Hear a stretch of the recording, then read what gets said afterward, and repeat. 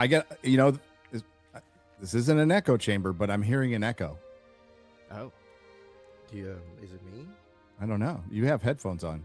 Usually somebody with over-the-ear headphones is usually what creates it. So Shad's on the road, so it could be him, but I don't know. He may be muted. No. Okay. We could take turns to mute to see. Echo. I'm gonna blame Mike. I think it literally can't be me because I don't have statistically any speaking, it's probably you. Yeah, I literally don't have speakers to make sound anywhere else. It all is in my headphones. So It's all in your head. A black man without a speaker. What the fuck is going on, Mike? Yeah, that's well, it's in my car. Yeah. that's off-brand. Yeah. That way my neighbors can hear it. I turn it up really loud. Yeah, 3 a.m. And I would like to welcome our special guest, which has been booked for it feels like a year. Metatron. Nolan, it's me. Nolan. I have been looking forward to this for a long time. So the Odyssey is finally here after it went. I can't say the dust is settled because it hasn't, but after all of the culture war stuff and the clapback from the history bros and the Nolan bros, it is everything I thought it would be. Absolutely everything I thought it would be. Now, I think we should get this out of the way. This film ain't gonna flop. You're Not the kidding. slightest. Only No. Depends on how you It's not define gonna it. flop. Talking about that. No, there's for no a way month. this movie Oh, I don't flops. know. Like, I think a lot of people, I think everybody, I don't think anybody here said it was going to flop. It's not going to underperform and it's not going to flop. It's You wanna never hear was. some- well, you It wanna never hear was. something? If by That's flop really- we mean lose money, it could still lose money. It's not going to lose money. It needs to make You're- 750 million minimum to break even. I know, Odin. It'll be okay. Remember Mario? Well, here's the thing. Oh, that one The time movie that is you were not right. gonna- Yeah, keep I bringing mean, that by up. not underperform. So what would be your threshold for underperform? I mean, I think this movie's poised to be potentially $1 billion movie now. I mean, if you're looking at Nolan's history, the fact that it's tracking right now with the early numbers we have, it's tracking to annihilate Oppenheimer's opening domestically and internationally. Now I haven't had it confirmed yet. There's 2 sources confirming it, but it says that it even broke the all-time record for in-game in Greece for pre-sales. But I guess Greek people didn't want to see this movie. Inflation. So either way, I said pre-sale tickets. I didn't say revenue. I said amount of tickets. Okay. Has nothing to do with inflation. But so yeah, all of his films have long legs. They perform well, even if people don't like them sometimes, which is rare for him. They have long legs. If this thing opens to $250 million, it's set to sail. And it's not going to slow down because unlike most of the internet, people are actually liking this movie. I know that's hard for people to understand, but the general audience actually likes this movie. That's a truth that people don't want to hear. It's a reality that's happening. We believe Rotten Tomatoes now? That's I interesting. didn't say Rotten Tomatoes. So I think that can you answer the question though? So what would you think is a number that you would consider it underperforms at the box office? I mean, 750. Yeah, to me, like 850, somewhere in that area would still be underperforming. Like this should be $1 billion movie, bar none. With Chris Nolan, with this cast, with this much money invested in it, that's what they expect to get out of this thing, right? So I certainly think that 850 million should be considered a disappointment at the box office. Whether it goes past that, whether it's 1 billion, whatever, we'll see. This is opening pretty much how I thought it would. I think we all thought $200 million opening right around there, and then we'll kind of see how the chips fall. But as of now, and this was because this is July 14th. What is today? That's from 14th. The latest tracking has it 250 to 270 because it's overperforming everywhere. That's just a tracking though. Don't know if that's confirmed, so don't hold me to that. But that's just the latest tracking. And that's You're talking worldwide, Yeah. correct? Worldwide, Not domestic. Yeah, it's going to do well Cinemas near me internationally. are I think. rammed. And Like, I also even the like normal Odin's screen. like we trust Rotten Tomatoes out. Look, we have to stop looking at Rotten Tomatoes and every time it's high, fucking say, oh, this verifies our things, and every time it's high, if you don't like it, be like, oh, it's just bullshit. The reality is, all of the people, for the most part, who went out to watch this movie and have hooked up through Fandango to verify that they've seen it so they can do a Rotten Tomatoes score, these are the people who are most excited for the movie, period, bar none. End of story. The people who saw it fucking opening day, people who bought their tickets forever ago. So the idea that all of those people liked it is not a surprise or a shock. Not And we should also remember that now with the verified audience score for Rotten Tomatoes, an 89 or 88% is more like a normal 60% from back in the day. Correct, because like Supergirl's sitting at like an 85, I think, right now. Exactly. Yeah. So yeah, Now- it's completely skewed. As good as the opening is, the reality is this movie sucked ass. It was terrible. It is not going to be as successful as it could have been if it was far better. And as good as as good as the opening is, I like it. You're saying it might not fail. This film deserves to fail, and it's a travesty that it was. Well, we're going to get to talking about the film, Shad. We're kind of working our way up to that. Why don't we talk about the ending? But, Here's yeah. the thing. Here's the thing. Yeah. Like, because I've seen a lot of people saying, like, well, I looked around, my local theaters were empty. My local theater is not a big area. It's normally never filled out. This was almost packed out on a Thursday at 3:00 in the afternoon, and the reactions of everyone in that theater were like in-game level reactions to the movie. They were responding, like, you know, they're not just sitting there passively watching this. So audiences anecdotally are not bored with this. And there was a lot of different people, older people, younger people, like, you know, across the board. Not a lot of black people in there, thankfully, but they were probably sleeping still. They were going to go to the 7:00 showing. But yeah, like, people liked this movie, man. And when Josiah walked out, he heard like two like Gen Z like girls talking. They go, "That movie was amazing. It's one of the best movies I've ever seen in my life." Normie audiences are gonna like this movie. Dude, they're running 24. absolutely. They're running 24-hour showings in New York's Lincoln IMAX. 24 hours. They're running shows, and they're all sold out. Every single. How are the ticket. 9 IMAX and doing? my 6 p.m. showing, which How- usually what? doesn't have a whole How lot are of the people, was non-IMAX actually pretty doing? full. It's not being. I was at a non-IMAX. Oh, is what I'm Okay, saying. that's good to All know. of their showings are like almost completely Bro, sold out. hold on, I can't, hold on. It just had the biggest Thursday preview of 2026. That answers your own question. Good job. What you're asking how non-IMAX theaters are doing?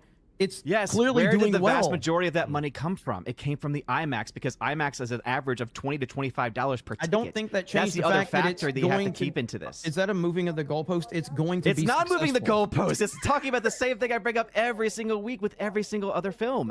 The fact is that when it comes down to the ticket sales for this, is it doing well? Yes, no doubt about it. But as far as total people going to see it, it's actually not nearly as impressive as you might think it is.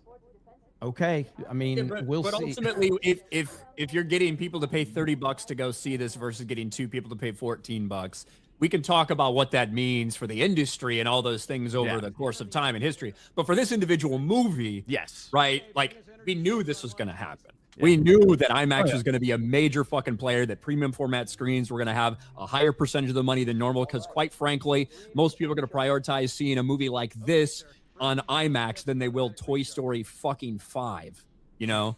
Like, Yeah, like right now, the numbers, and again, this is just basing off, you know, future look at Nolan's previous movies. The numbers, based on opening day numbers that they have in their forecast, their projected total is 412 million domestically as its final run. That's insane. See, I don't think it's going to have as much legs as you think, because again, the movie sucks. Like, unlike Top Gun Maverick, which had As great much legs as your because internet, it's a by the great way, film. it's almost as bad as your internet right now.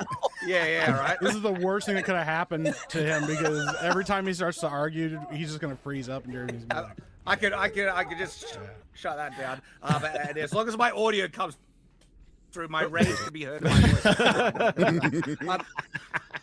what's going to be more 'cause, like, distracting, the Nolan fucking audio mix for the Odyssey or fucking Shad's audio No, today?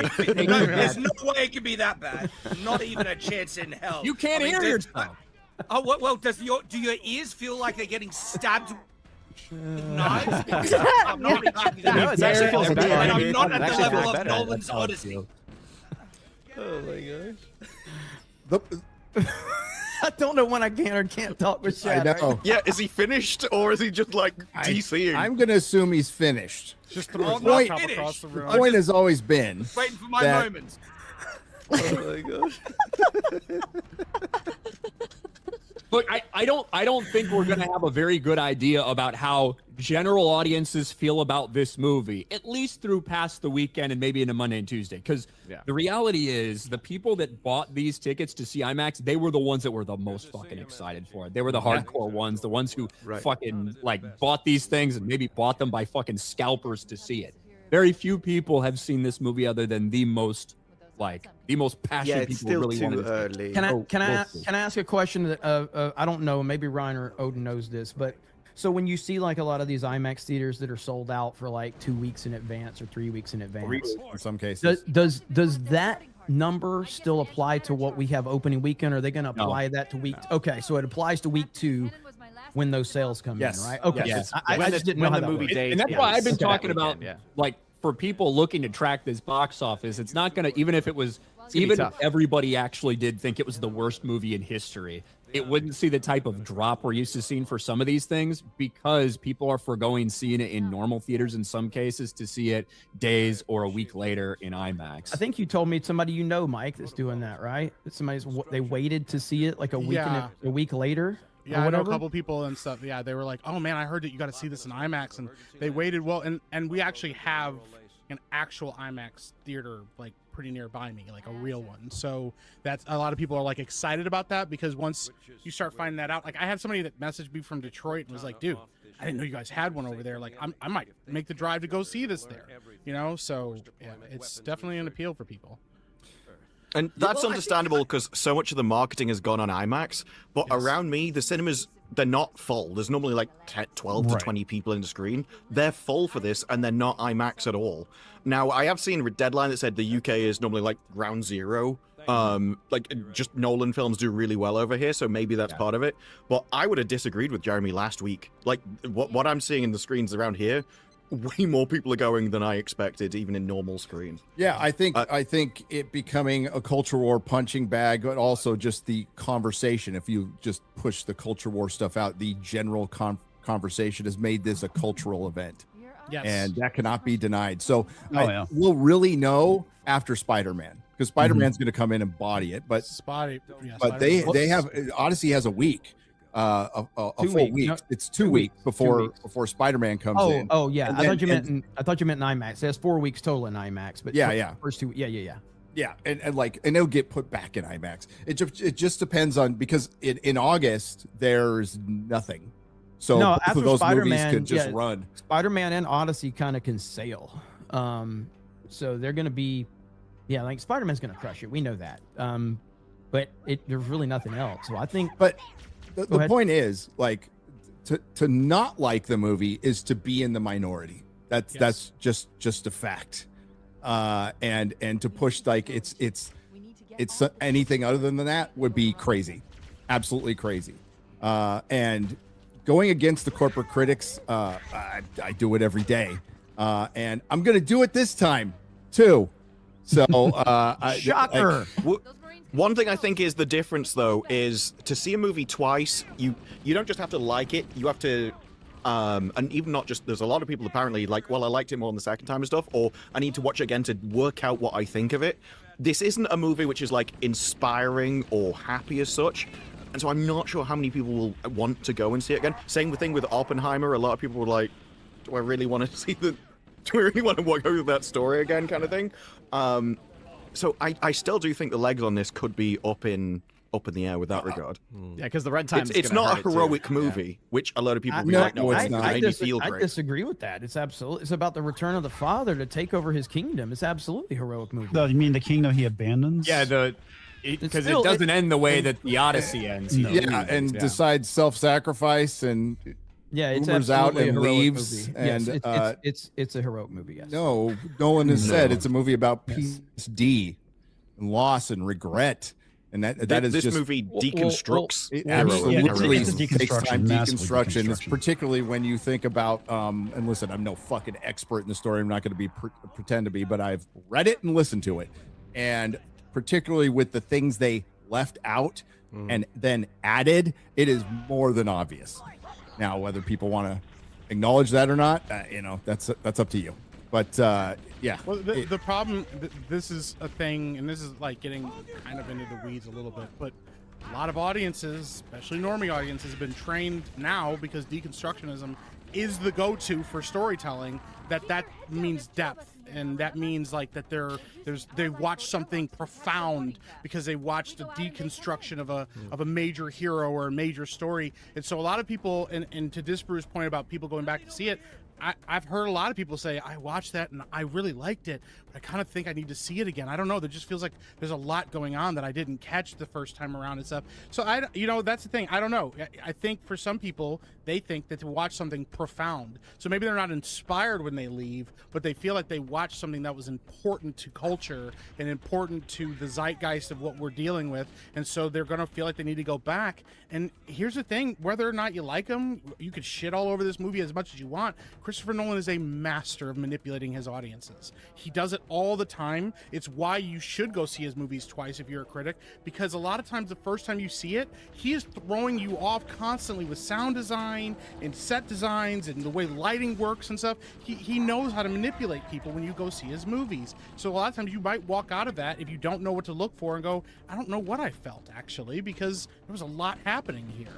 You know? No, don't be fooled by that. Don't listen to Mike. Don't think that there's something deep or meaningful that you need to watch a second time to understand this film. No, this film is just nonsense and crap. This is like crap smeared on a canvas on a wall that, you know, Here's the like thing. hipsters are Chad, looking at. hold on. That's as ridiculous as somebody that says it's a Stop. masterpiece. That's as Because here's the ridiculous as thing, somebody that says it's a if masterpiece. I Because it's not. walked out, It's when I walked neither. out of when I walked out of like The Dark Knight Rises, I loved that movie because I was like, wow, Batman, the conclusion of the trilogy. The second time I watched, I was like, this movie's actually not that good. There's a lot of problems. Like, it aged poorly because when you first watch it, you're watching Batman and you're excited and there's a lot of stuff going on. People are watching a story that they all have like a tangential understanding of because they grew up with it. I read it in middle school, or I remember reading it in high school, or oh yeah, I did a paper on that in college. So everybody's feeling like they're attached to this story. So you can say as much as you want the story is dog shit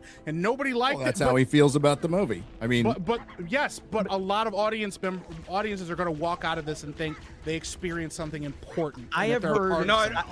like, This isn't that think story. It's on a surface level, and I'm not saying you can't get additional information from a second viewing. Like for me, I didn't like Megamind when it came out, but my second or third viewing, I actually noticed a lot more, and it's actually one of my favorite films now. Okay, so actually, you can see more on second viewing. Megamind is great. Don't get me Shaggy, say something that makes you sound awesome, and then all of a sudden you'll bring up something like Megamind Twilight. is Now, Megamind. great. You're like, And now we're at movies. We're talking about the fucking Odyssey. When I went back and watched Megamind for the fifth time, I was like, wow. Shaggy, let me down.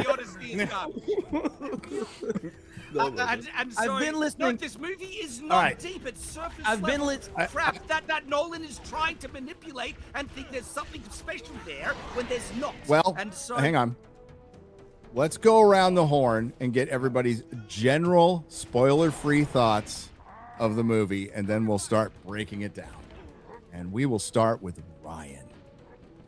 Well, I already talked about this a decent amount on Geeks and Gamers Daily today, but overall, I think the movie, judging it as a movie itself, kind of removing the meaning of this story. As a movie itself, I think it's like a 5 out of 10. I think it's very meh. I thought there was some pretty good performances, but I also think there were some really distracting performances, both just because of the casting, maybe because of the color of someone's skin, and also the actual performances. Obviously, there's a lot of pretty cool feats of filmmaking with what they were able to do with this movie, which if you appreciate that, you could really, like somebody like Mike, maybe really appreciate the things that they were able to do with practical effects. But I found it a little bit bland and monotonous at times. I really didn't like most of what they did with the sound. And I'm talking about both the mix and the score itself. And so I think it's a 5 out of 10 movie. In terms of the adaptation and what they chose to do and the way they have changed the story here or there or the meaning behind these things, I find it really frustrating to have the audacity to think that you can improve on a story that's lasted 3,000 years and try to tell a slightly different thing.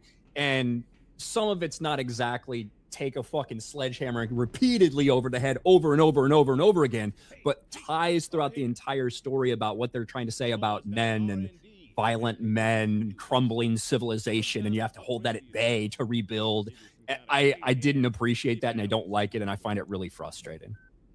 Mike. Yeah, I gave it a 6 out of 10 on my first watch, and then I watched it a second time, and some of the things I liked a lot less. I think the mythology stuff is actually handled really poorly in a lot of ways. Like Ryan said, I think there's a lot of stuff to appreciate about the cinematography and the set design and all of that stuff, and I think you have to give him his props for that. Nolan is a master of technical filmmaking, but a lot of other stuff I didn't like. And then some of the human stuff I liked a lot more. I like Matt Damon's performance a lot more the second time around. I like Tom Holland's performance a lot more the second time around. And I 100% agree with Ryan. As an adaptation of The Odyssey, it's a bad adaptation. It's terrible, and it did all of the things that I thought it was going to do with Emily Wilson's ideas and approach to things when it comes to minorities and when it comes to, you know, the servants and women and all of that stuff. And it really kind of had to hammer that stuff in there whenever it had an opportunity to, because if you didn't do that, the story would swallow those moments up and you'd forget about them against the spectacle of everything. So yeah, I gave it a 6 out of 10. I don't think that that's going to change. That's pretty solidly where I've fallen, and I don't think that's going to change. Disbrew. I would have shoved Travis Scott's stick up his arse. That was the most annoying part of the movie. I agree. It's not the Odyssey at all. There's too much change for it, and it's changed because of a message that Nolan wants to put in, which is undermined by the very things that he changed. There's every single woman in this has some kind of feminist moment at some point, just to drive it home. It's definitely Emily Wilson's translation. That undermines Odysseus, which turns it not into a heroic story. Odysseus, I know you said no spoilers, but this is from the book. His main point in the entire thing is to get home to his wife. Completely undermined in this.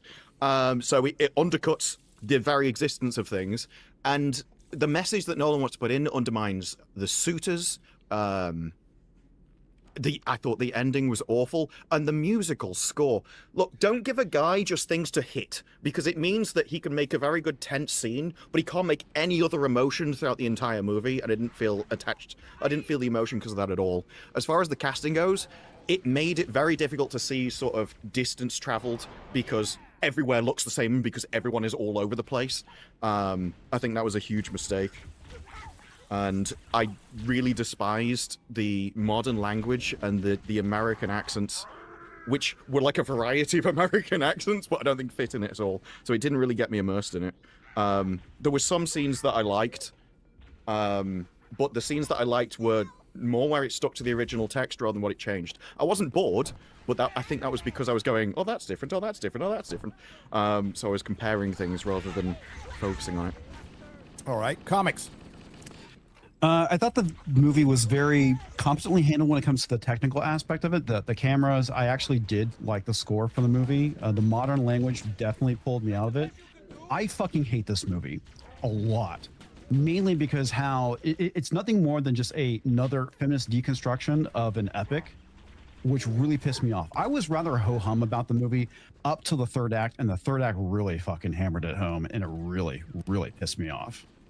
It's no different what we've seen. It's basically another trauma movie.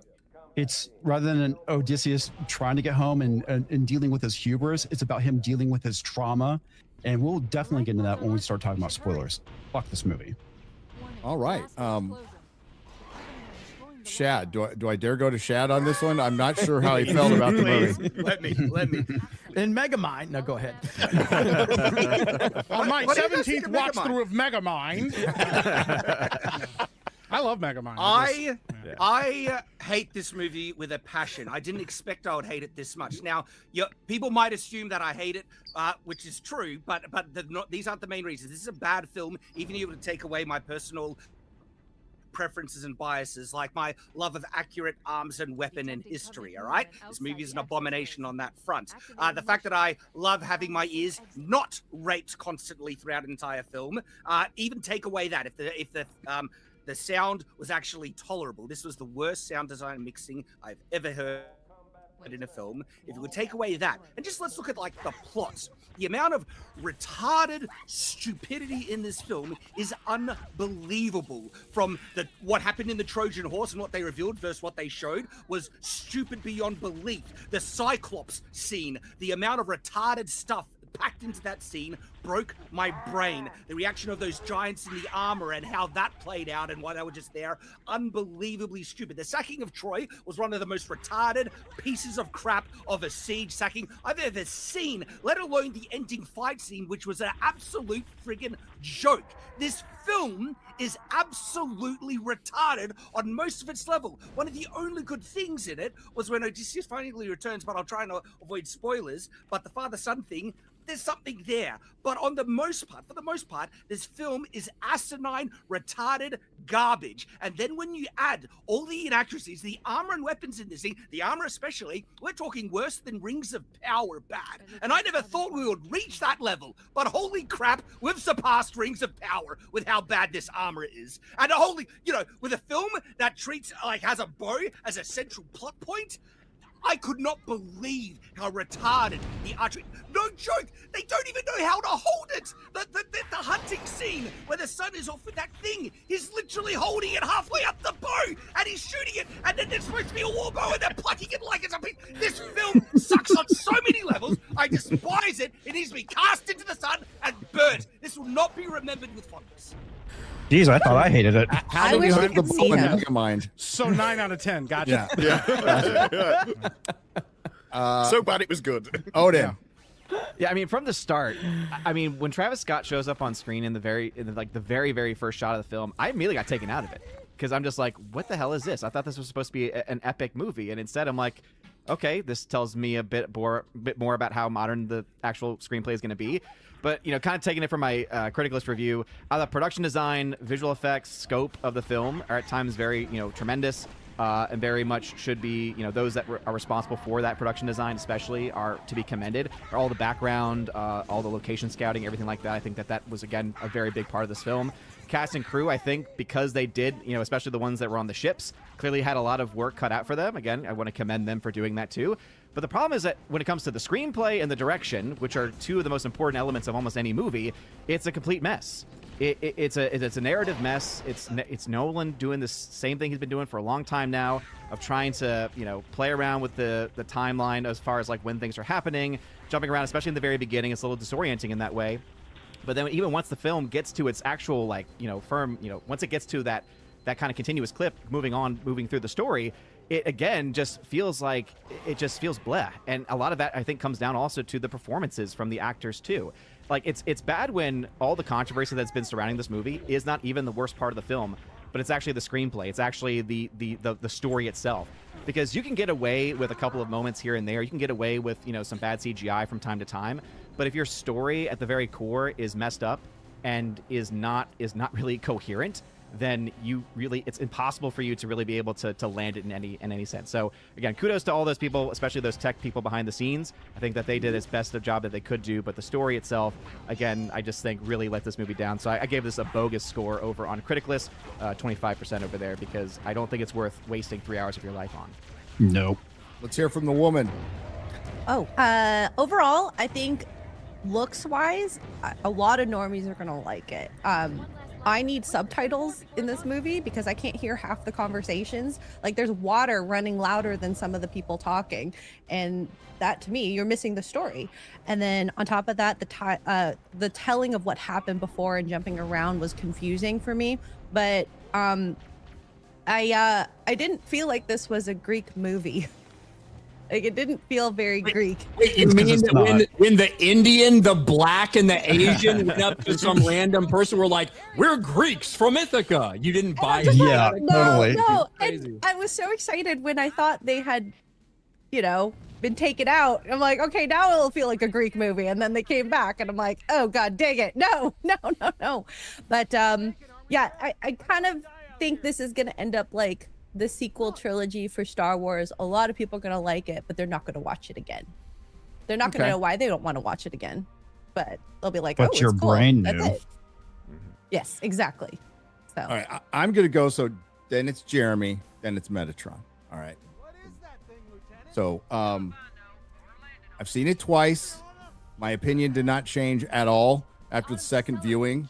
And I found the film to be tedious. What had worked for Nolan in the past, even like Oppenheimer, the reason I don't like biopics very much, but Oppenheimer was engaging.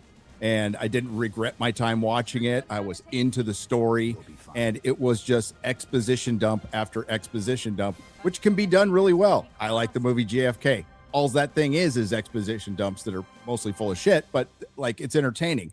And the same with Oppenheimer. This style doesn't work for a mythological tale that is essentially fantasy. No, and it does not. And it breaks what the Odyssey is. See, I would like to see an Odyssey in my Odyssey, and I didn't see it. It got broken up too much with this ADD editing to where, and this is what, again, Nolan has done this in the past with great effect, but you have basically a conversation setting up a scene told within 3 separate scenes between 2 of the same characters. They'll start a sentence and then they'll continue it as part of another conversation, but actually it continues the sentence before they go in and set up the scene. And it was just too much. I think I heard Chris or Alan say that this feels like a longer movie cut down for time. And I would agree with that. But I think if Nolan wanted a 4.5-hour fucking movie, he would have gotten it. He can't. IMAX is 3 hours. IMAX can't allow over 3 hours.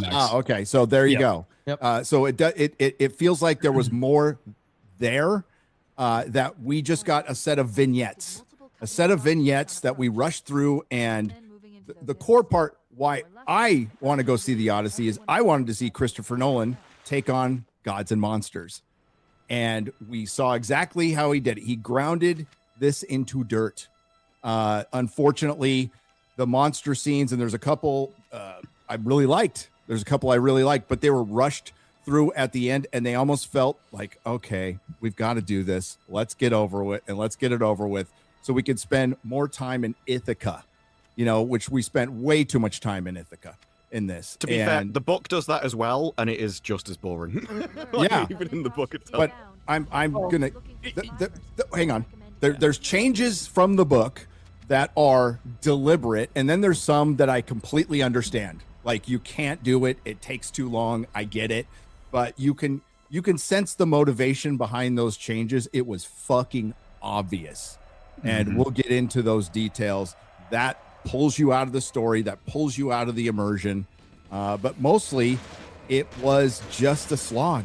And they threw so much. It was storytelling by bullet points and going back and forth. And again, it's worked for Nolan in the past. It doesn't work for me in this movie. And my biggest concern was he the right guy to take this on? And I don't, a lot of people are going to disagree with me, but I don't think he was the right guy.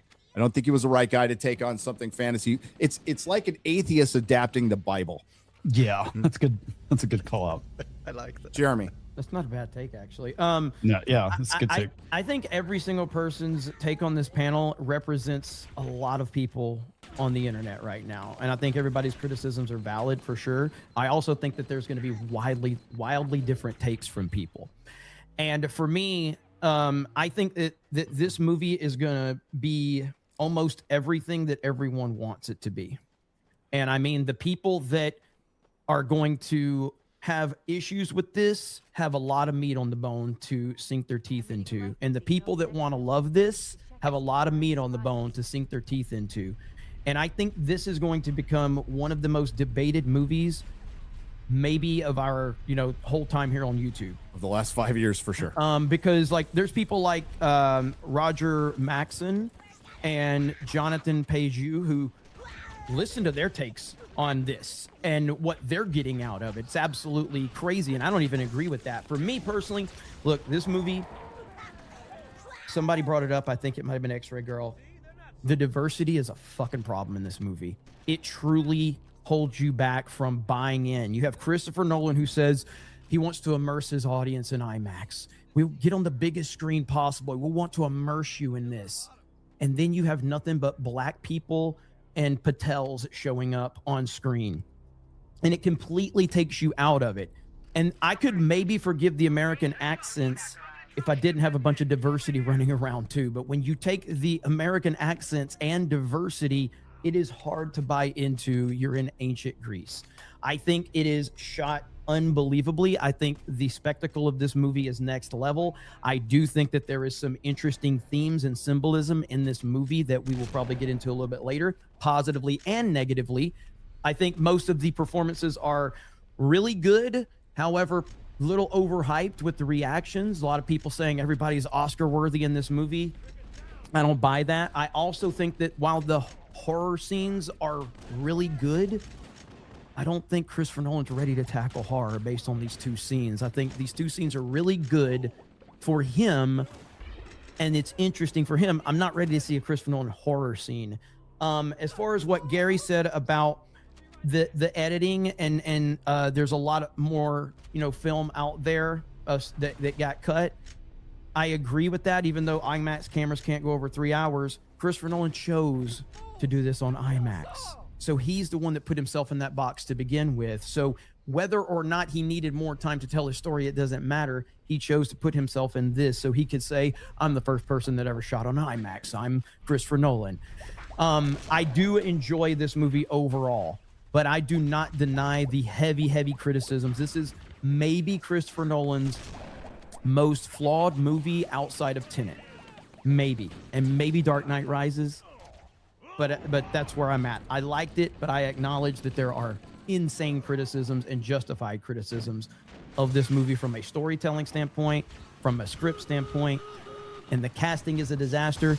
And fuck you for putting Elliot Page in this movie or Ellen Page in this movie. It's a disaster. The first fucking scene is Travis Scott and the second person is Ellen Page. It's ridiculous. It's so distracting. Off rip. But with that said, there's a lot of good in this movie too. And so, I'm looking forward to the debate that we're going to have. There you go. But since I only wanted to set this up because I knew I was going to have a more positive take than most. But in order to offset Shad's terrible take, Metatron is about to give us a masterpiece review. Go ahead, Metatron. An epic. I'm sure he loved it. It's a masterpiece. Goodness gracious. The floor is yours, sir. Is it? Okay, thank you. Now. So, man, there is a lot to say about it. And of course, I do understand the feelings the Shad has. I do get it. Because not only on the historical side of it, because, yeah, we complained about Batman's armor, which was ridiculous. But, brother, the Trojans. Holy crap. What has happened with the freaking crow? That's like Hollywood costume department. Like, that was unbelievable. Dude, that's like Spirit Halloween costuming. It was. It was. Let Metatron have the floor. Let Metatron have the floor. You muppet. I'm saying this. Listen. I have to absolutely set aside the history for a moment, because it was a mess, and I have to set aside the politics for a moment, because otherwise, out of emotions, I'll give it 0 out of 10 because of what they did to the Greeks, who did not deserve it. But if I set that aside, then it is a mid-movie experience, and in fact, I would even give it a 6 out of 10. Because there are some good things. For instance, Anne Hathaway did a phenomenal job. Believe it or not, what's his name? Odysseus was believable. I liked the acting. But there is so much, like, for instance, they fucked up Argos. No one fucks up Argos. Like, you can't give 3 seconds to the dog. Are you joking? Even a psychopath would cry watching that scene. They skipped it. The ending was very underwhelming. I'm not going to say anything. And there is a lot of problems. But one thing I do... So I hated it, but I hated it because of the politics and the history. And in fact, I do have to say this. Gary, I freaking love you. But the Odyssey is not fantasy. Like, we have to say this. It's I say essentially fantasy because it's a mythological tale. Mythology. Because there isn't any Cyclops that I know of. Well, even that I would argue, because here's the thing. The Cyclops are from southeast Sicily, specifically the town of I don't mean to disparage your people. No. Wait, my uncle who's from there behaves exactly like the Cyclops, and he even kind of looks like him. But anyway. Oh, well, I get I've got it. some family members in Alabama if we're talking like that. Perfect. But no, I get it. Look, the sirens who weren't even there, I don't know how that happened. But yes, the fantasy elements are fantasy due to the mythology, but the city exists. It's historical. Yeah, Troy. We Troy. know what it's called yes. the Wilusa, the technical term. I have them here. I have the archives of the Hittite Empire that tells us exactly where the city was. I brought it here. I will bore you all to death, and there is nothing you can do about it. But I will say this: it was. Did you guys see the buildings? They look beige. They should have been all painted. They look like ruins. They live in ruins. Yeah. Ancient Greece was not ancient in ancient Greece. So there is that. Anyways, there is a lot to say. Technically speaking, it's a mid. It's not trash. It's not zero. But the people that said 10 out of 10, they are liars. They are liars. And there is the diversity thing. There is a lot we can go into. The armor looks awful, but the weapons weren't bad. I don't know if you noticed that, Shad. The axes were fine. A couple of swords, I was like, Yeah, the swords were fine. The axes were fine. Bronze Age axes, it looked Okay, fine. Metatron didn't give it a 0 out of 10. My work here's done. We're good. I don't have to argue for it now. If you add the politics, I will, though. So there's that. It seems though as well that your 6 is from like the technical aspects of making the film. But I would agree with you on that. But it's the themes of what they did They to destroyed the Odysseus Odyssey. and No, the they message destroyed they it. were They pushing, destroyed which it. makes me just Yes. drag the points down. 100%, I understand that. There is like the technical aspects of just Nolan making a movie, and then because it's not the politics and stuff, it is more like it's all together with Zeus's law, which really doesn't make any sense when you don't have Zeus in it.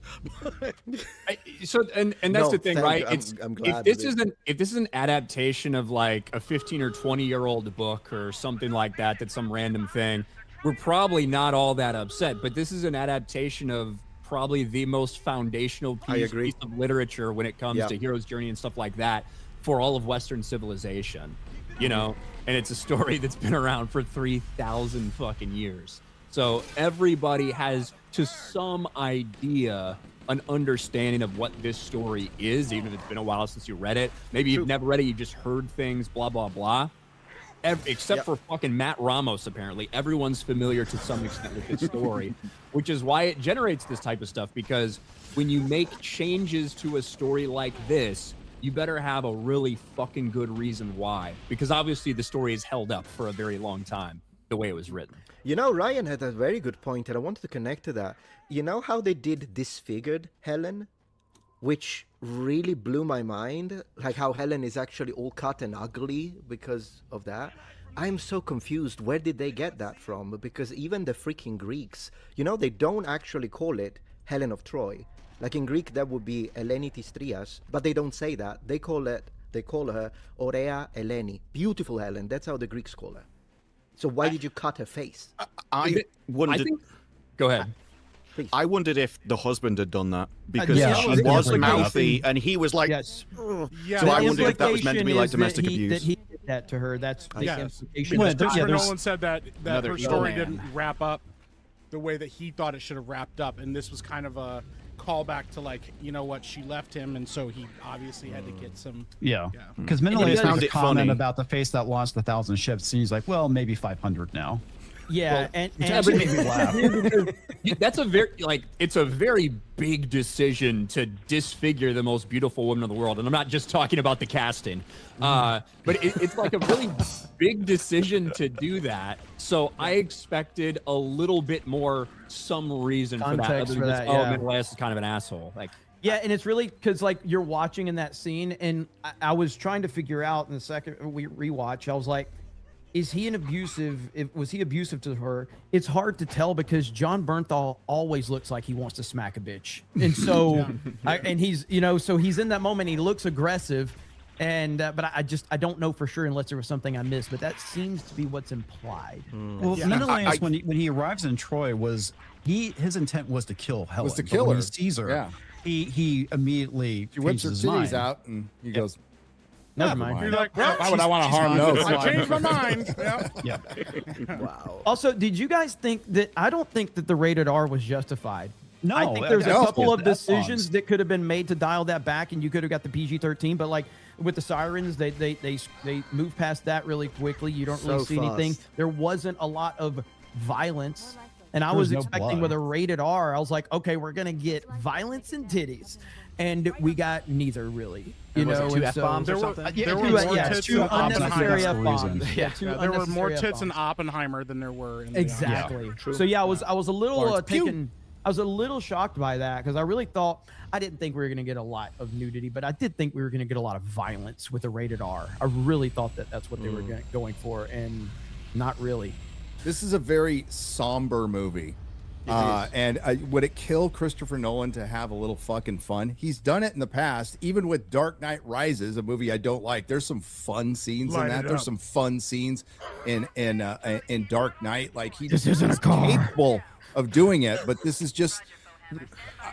This is where I'll disagree with Metatron. Please. Matt Damon's performance You didn't was like it? just no. Really? I thought it was Matt Damon.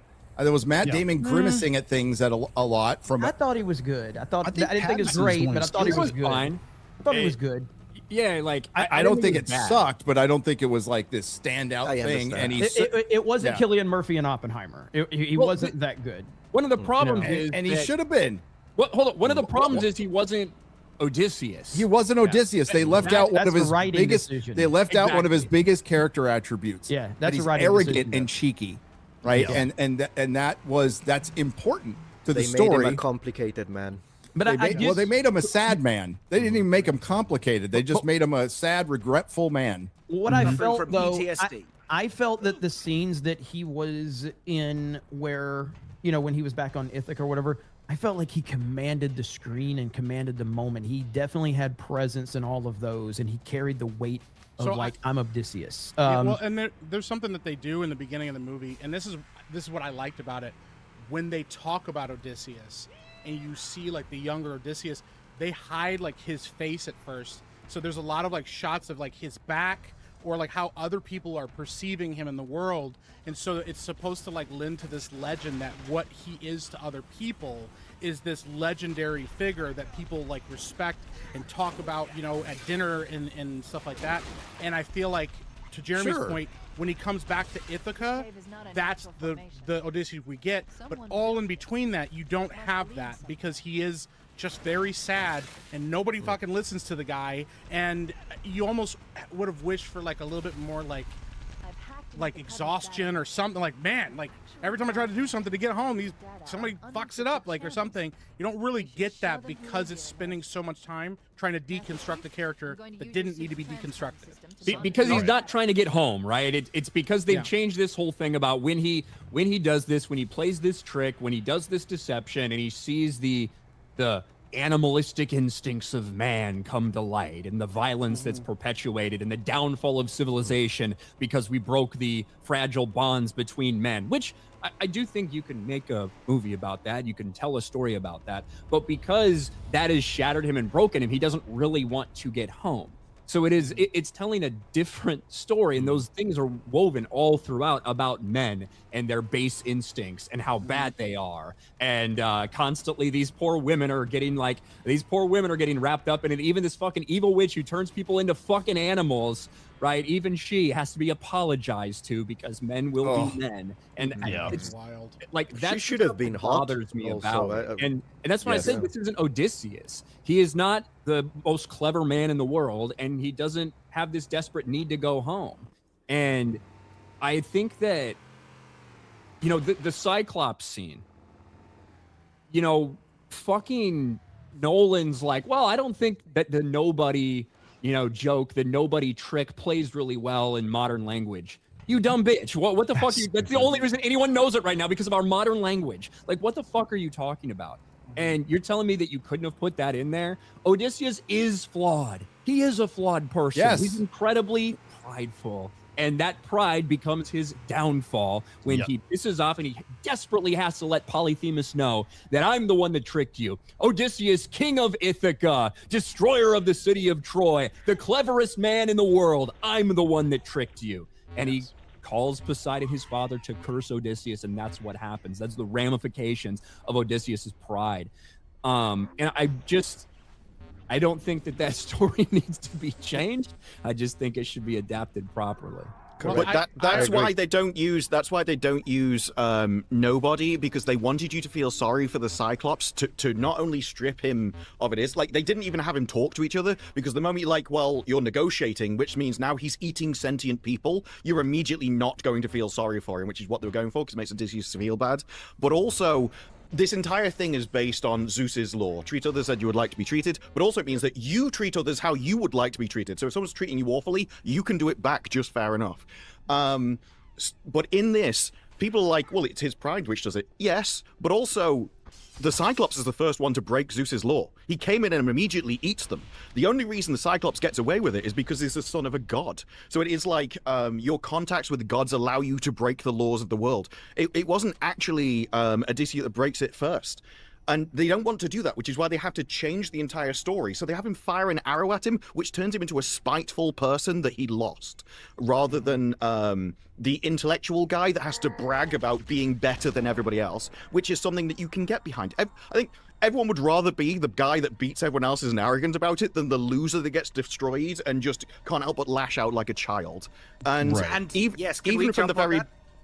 Even just after this, even before that, when they leave, they go, "Oh well, Agamemnon's going the route that we all know, but I'm just going to sail off into the distance and possibly die with my entire crew. But I don't care because we'll probably find something." And it just makes him look like an idiot right from the get-go. And I don't think you can come back from that.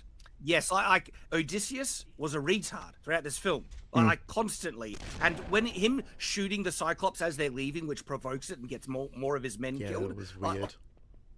Like he is an absolute moron. It undercuts all the investment in this guy. Not once did he feel like a competent war hero that people, looked up to and mythologized and anything like that. He was just a sad, depressed man fumbling along.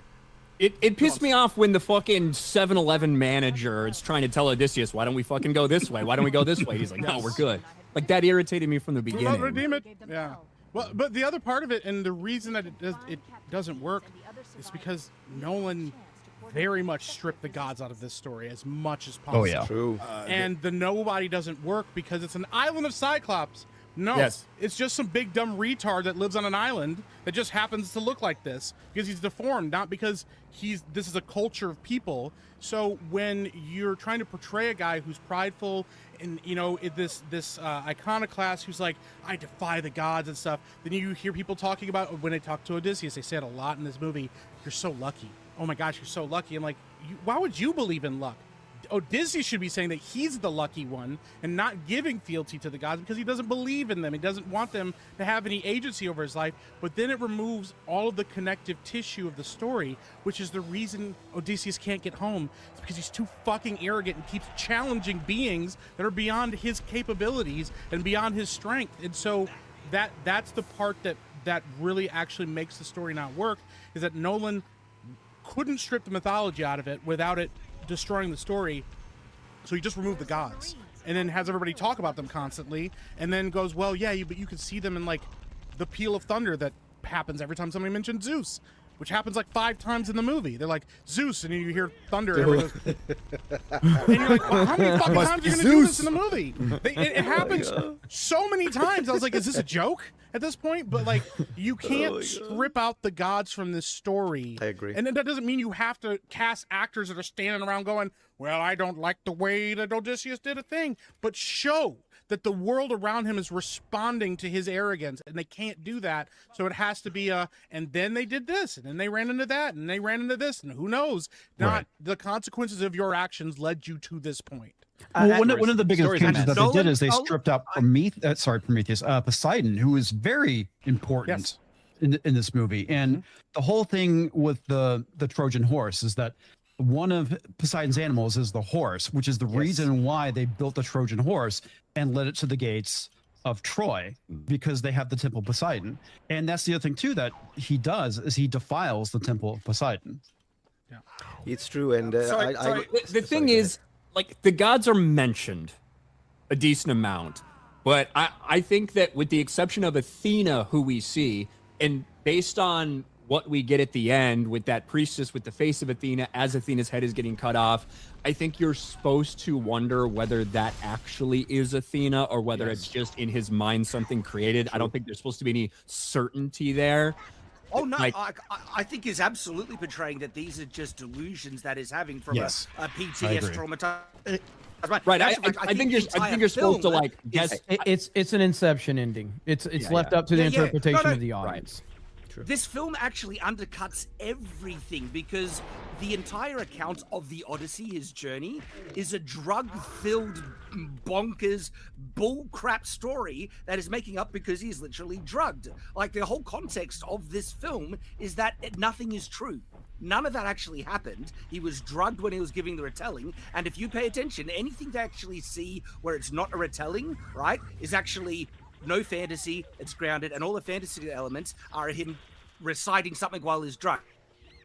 And so that means it never actually happened. There's no point to it. This film actually, and most of it is just like, oh, so he decided to hang out with a chick on an island, taking drugs for a couple of years because he had PTSD and didn't want to return home. That's the summary of the story. It's pointless, ultimately. Like, it undercuts the entire journey of the Odyssey. Think about that. The more I think about this film, the worse it gets. I mean, the Odyssey part of the Odyssey, which is told, you know, as is recounted as a story, is only really the middle third of the movie. Yes. Yeah. So when you're talking about the nonlinear storytelling, the Odyssey is nonlinear storytelling. Yes, it is. Right, and it's actually spectacularly done when you have Telemachus and like the story of Odysseus going to war and him growing up there and realizing all these suitors are after his mother. He needs to do something about it. He goes to find him, blah blah blah, and then like he gets released from Calypso's island and he makes his way to the kingdom and he's talking to them and he's telling him his story, and then Odysseus goes back and tells everything that happened during this time and all the shit that he's fucking been through.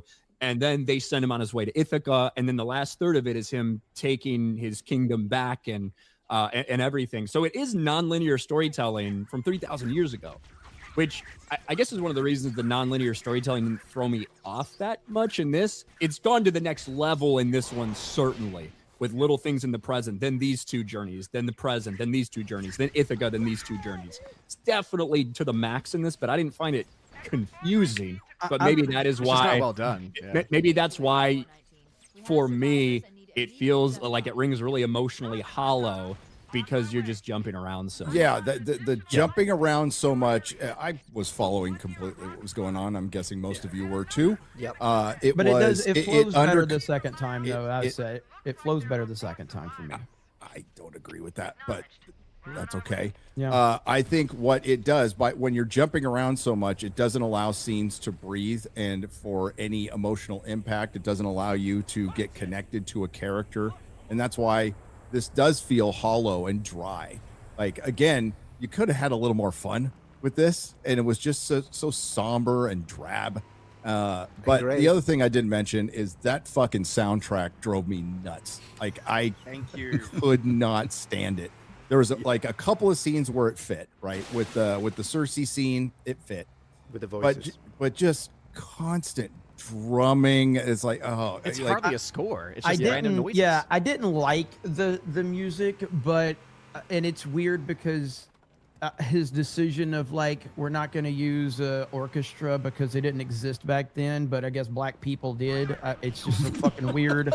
So like, because in Nolan movies, all of them, Dark Knight, Inception, Interstellar, you know, Oppenheimer, the score is a standout, just like it is in Star Wars and Superman 78 and Jurassic Park. Like, the score is a The piece Oppenheimer of the movie. soundtrack is so It's fucking good. fantastic.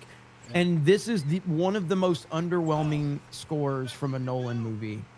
I didn't hate it as much as a lot of you were saying you did, but I was completely underwhelmed by it, especially in IMAX. I didn't cover my ears like a woman, like Shad did, apparently. No, but- you brought this up, Jeremy. So- I decided to go to IMAX and get the You did true this. Nolan experience. The sound was so bad. Those drum beats were so glaring and painful. No, It's mostly because they never it's stop. Because it was yeah, I didn't like being assaulted. I holy crap. This is actually inexcusable. People say Nolan's sound like is bad.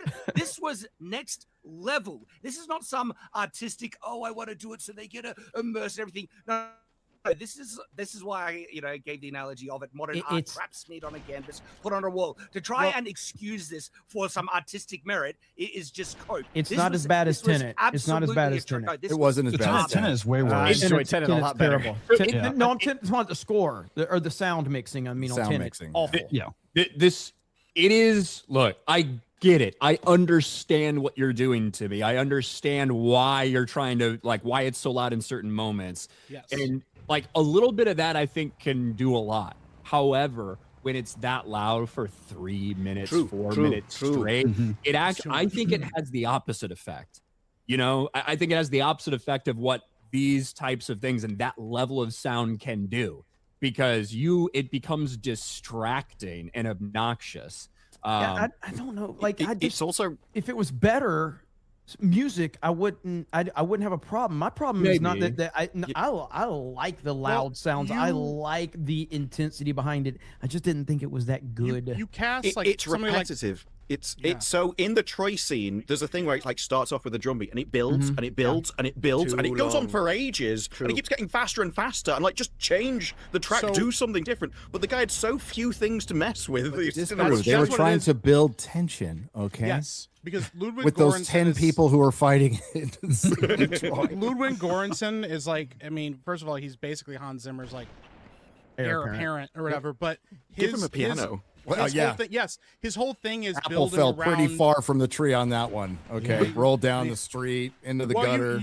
You go to the guy and you go, I don't want any orchestras, and so you're restricting him on what he can do in a movie that requires you to build tension, and also the soundtrack kind of has to carry the moments that are boring and slow, and you don't have the ability to make orchestra swells. So you're basically telling a guy here's your 10 instruments that you can use, whether or not you know how to use them correctly. And so I 100% blame Nolan for that, because you're restricting a guy who is known for utilizing a lot of the same tools that Hans Zimmer does in a different way. And the perfect example of that is Oppenheimer, because that soundtrack is phenomenal, and there's always callbacks and layering for different music and songs and how they play with each other and interconnect with each other. What are you doing when you just fucking have a couple bongos and some harps? They're call back to that later in the movie. With what? More banging on the drums? I don't what do you want me to do here? That feels like a really boneheaded decision on Nolan's part, to be honest. Well, there are other period instruments they could have used, but I'll be honest with you, I didn't have a problem with the score. To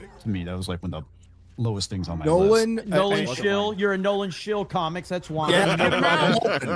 Been sold out to Big Nolan. Listen, Nolan is I gave its praises. Nolan is a show off. Okay, IMAX division. Nolan is a big time show off. 100%. He films everything in IMAX, and he films that. His choice of nonlinear storytelling is some of the hardest film to make.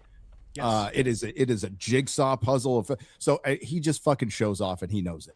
Okay, yeah, he can talk about not having his fucking cell phone and all that shit. He's an auteur. But, however, as Ryan would say, one of the biggest flaws of this movie is the dialogue. The dialogue in this movie. There is a scene where Odysseus refers to the Bronze Age within the Bronze Age. You are right. Yes, I forgot about that. Well, there's a lot of things they inject in this movie that don't belong there. We must be in some kind of Suicide Squad. That's exactly what that was. Some kind of Suicide Squad? Bro, we haven't even talked. We've gone this entire time, and we have not mentioned Ellen Page. We are an hour and 10 minutes. Okay? I did. All right. Let's maybe. Ryan, talk about Ellen Page. I knew it wasn't gonna be Achilles, though. Please. So, yeah. No, it wasn't going to be. It's a proxy for other things, but it was not Achilles. It's anybody you see that claims she was going to be Achilles. They changed the last minute to the backlash. You are a fucking dumbass bitch. You just are. Bart, by the way. Sinan was clearly supposed to be in this thing the entire time, because there's, even though the character's only on screen for 4 or 5 minutes, the unfortunate reality is that Sinan's plot carries on continuously through the entire fucking bookends the movie. It's incredibly relevant and prevalent. True. And it's just it's really off-putting and really annoying. So, And it so didn't happen in the book. real I mean, quick, the- Ryan, we'll get right back to you. A proxy for Achilles would have been better than what they chose for Sinan. They specifically brought in a character from another story to add complete fan fiction to the story, and then Sinan acts as a proxy, I would say, more to Elpenor. Elpenor, exactly. Thank you, Gary. Yes, because it's not just Achilles. Like, there is, I do feel like some of like Achilles' regrets of being dead and shit like that, and how much sprinkled in better there. life is compared to death. I Yeah. do think there's a hint of that in there, but I think more so than anything, the youngest crew member, Elpenor, who's supposed to die on Circe's Island, and like, I feel like that type of protective element was a little bit more like a proxy for that. But And Achilles several is different mentioned in the characters movie, by the way. Yes. Menelaus mentions Achilles. And they mentioned Yeah. Ajax too. Yeah. Yeah. So, Once is mentioned but- like yeah, once. yeah. But it's annoying. You got a fucking woman pretending to be a man. And ironically, you decide to cast a trans dude. So a woman who's pretending to be a man, and you make him the weakest fucking motherfucker there is, which I And guess gets that makes killed sense. immediately. But- Gets but- killed immediately. The character is also victimized by both the antagonist and protagonist. The character is portrayed as a victim. Yeah. Although they're in Hades for some reason. To take that off The my only- screen, Okay, that's please. the only- world. the only Everybody good- goes there. That's the not- only good not the problem. the only good men in inverted commas in the movie is Sinon and Telemachus. Everyone else is deemed to be some kind of horrible abuser of people. Yep. Even if they haven't done it, they were about to do it, but the woman stopped them. So I don't think that's accidental. Well, that alone makes this film garbage, right? But there are multiple things that make this film garbage, and in totality, the whole film is unbelievably bad. Like, we've been mentioning one after another after another. Like, just the whole messaging about men in the film, garbage, right? The fact, Elliot Page is throwing in your face concept, garbage. The writing, garbage. The sound design and sound mixing, garbage. Like, one after another after another. Well, back to Elliot Page. Real quick. Ellen Page.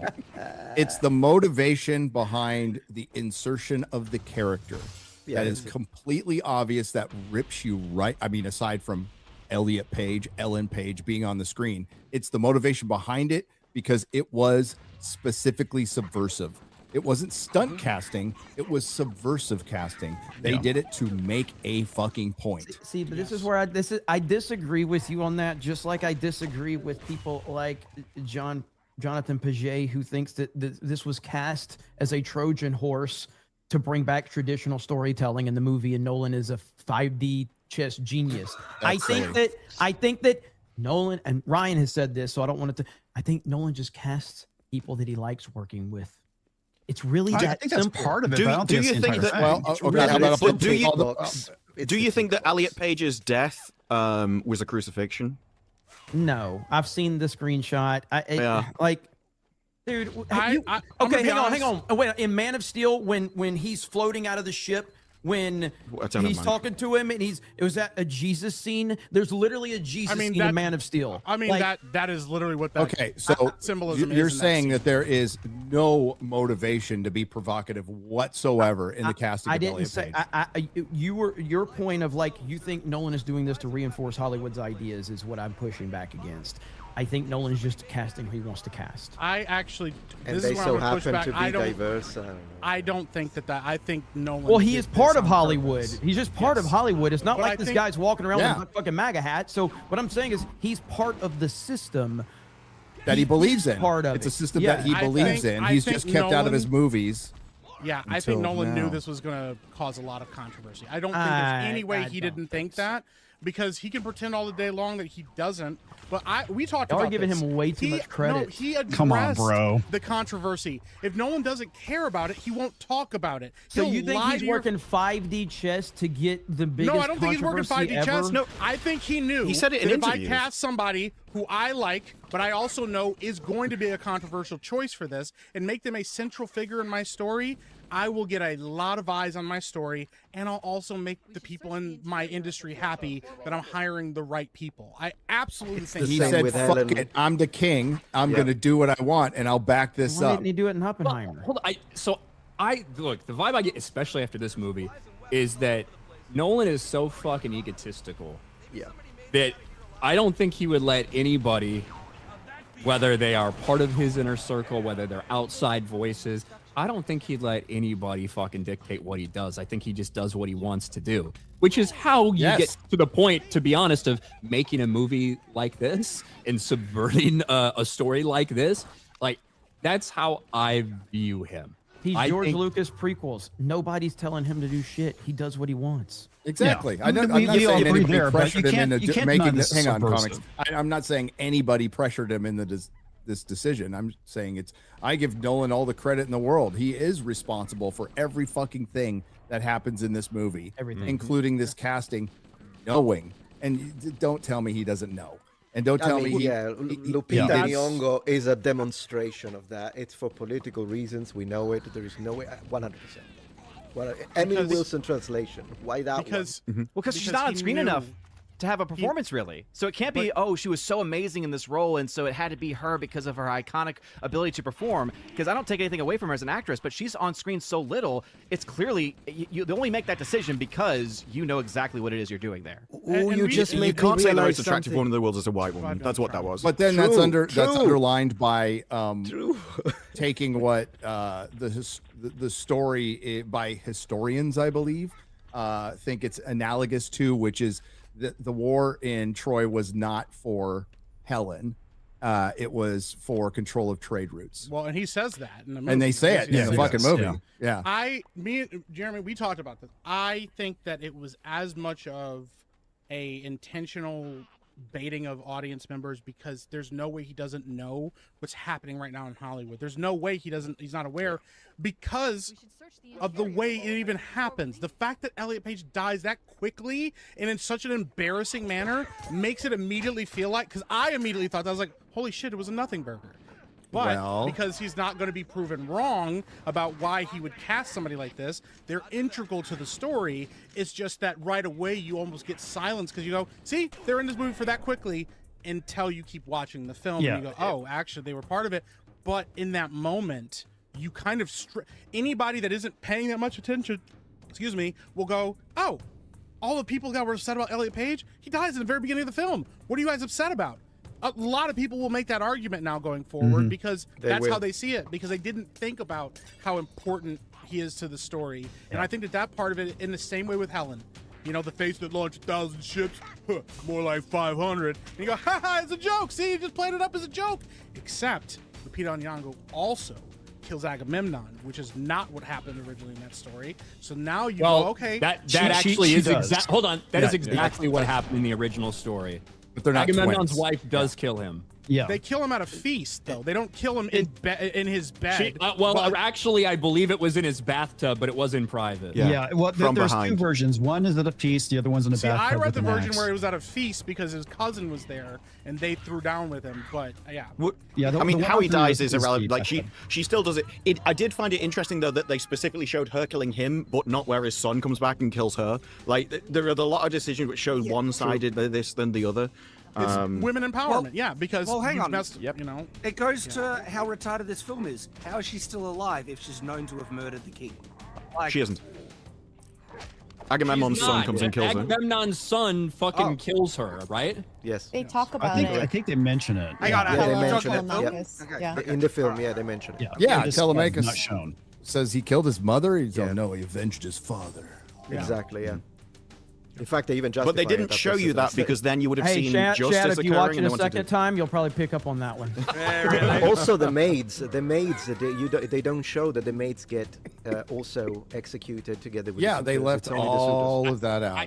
So we should talk about the ending a little bit because I actually think that in terms of the ending, him coming back, him fighting off all that stuff, I don't know how my combat guys feel about that sequence combat-wise, but I think cinematic-wise, it was pretty well executed. I thought so, and impactful. I disagree. So I don't know how you guys feel about it. But then the problem was that Achilles goes into exile, and also I don't feel like we got to see everything after that, where, all right, we took care of all these motherfuckers, all of them are dead. Now, everybody that abandoned us in this household, anybody that didn't stand with us, why don't you clean up this blood and gore and mess, and then we'll take you outside and we're gonna fucking string you up and fucking hang you. And then everybody gets like the worst fucking fate possible. But that would run contrary to what they're trying to say, which is like men are too violent and aggressive and all this stuff. No, because in Emily Wilson's translation, she specifically says that the handmaidens were raped by the suitors. And so it turns Odysseus from a hero into someone that murders victims. And so it's an entirely different thing. And that is you cannot square that circle between the translations. And the way you got around it was just not including it, which is a real cop-out. True. But I think they'd already... go ahead. The entire point behind all of it was like he only got into power when he realized, oh, actually, the Zeus's law is the most important thing. The problem with that is Zeus's law is backed up by Zeus, that knows everything. And so if you misbehave and do something to somebody else, he will punish you personally. And so the essential message is that if you do something horrible to something, force will make you face justice. Yes. And so those suitors should have been facing justice anyway. But in the fight, he's like, no, I have to specifically make you attack me before I can do anything, because I think he even says, we have to find a way to kill them that doesn't break Zeus's law. Well, they've already broken it long ago. Yes. And instead, the way he gets around it is one of them was like injuring the dog and he's the first person he shoots with the bow and then everyone else attacks him. And I really didn't like that it was a purely defense orientated thing. He only kills people that come for him, when it should have been the righteous justice dished out onto all of the evil which had been like hurting his entire civilization. But that would have made him seem like too good a person, and it would have essentially it would have gone against Emily Wilson's translation of violence bad. When actually the message of the thing is that violence is justified in certain conditions. So Disparu is spot on in terms of the actual underlining narrative that's going on in regards to the combat itself. All right, choreographing a 1 versus 20 versus 30 scenario is extremely difficult to pull off authentically. This was a joke. He had a single bow that he could only shoot one at a time, and everyone is like, oh, he's got a bow and arrow, quickly run! Whereas like they could have mogged him so easily, and the way they tried to justify him taking them all on was comically retarded. It ruined all the tension, all the gravitas that scene was supposed to have to this clown show nonsense fight scene. That alone would ruin the film, let alone all the other problems. But I can top that. No, I can. Yeah, so they've got a guy above who's throwing weapons down. He's like throws swords down, and then Patterson will go, "Fetch the swords," and then he'll throw some shields down and go, "Fetch the shields!" And they 4 times. Get the magic knee brace from Dark Knight Rises. And I'm not saying you can't pull off a 1 versus many scenario and it still be unrealistic, because in the reality is, if you have a single bow versus even 5 guys, you're screwed. All they need to do is rush you. The fact that they were all scared out and running around, all that, again, comical. Yeah, but then you start getting into cinematic language, because I mean, there's literally hundreds of fights over the years of like a guy versus a bunch of guys, and if you just look in the background, they're all doing this, waiting to jump in, because it's not interesting. Yeah, but it's how it's shot, and it can be done. I mean, you don't expect John Wick, but when he walked in with hooded, and it was like, oh, fucking, he's home. Let's go. Let's do this. And yeah, it was kind of underwhelming for me. It's just not believable. Can we talk about how the "let's go" moment from the trailers is completely different in the movie, and it's not half as bad as it seemed? Because the "let's go" in the trailers looks like they were going for into a big fight.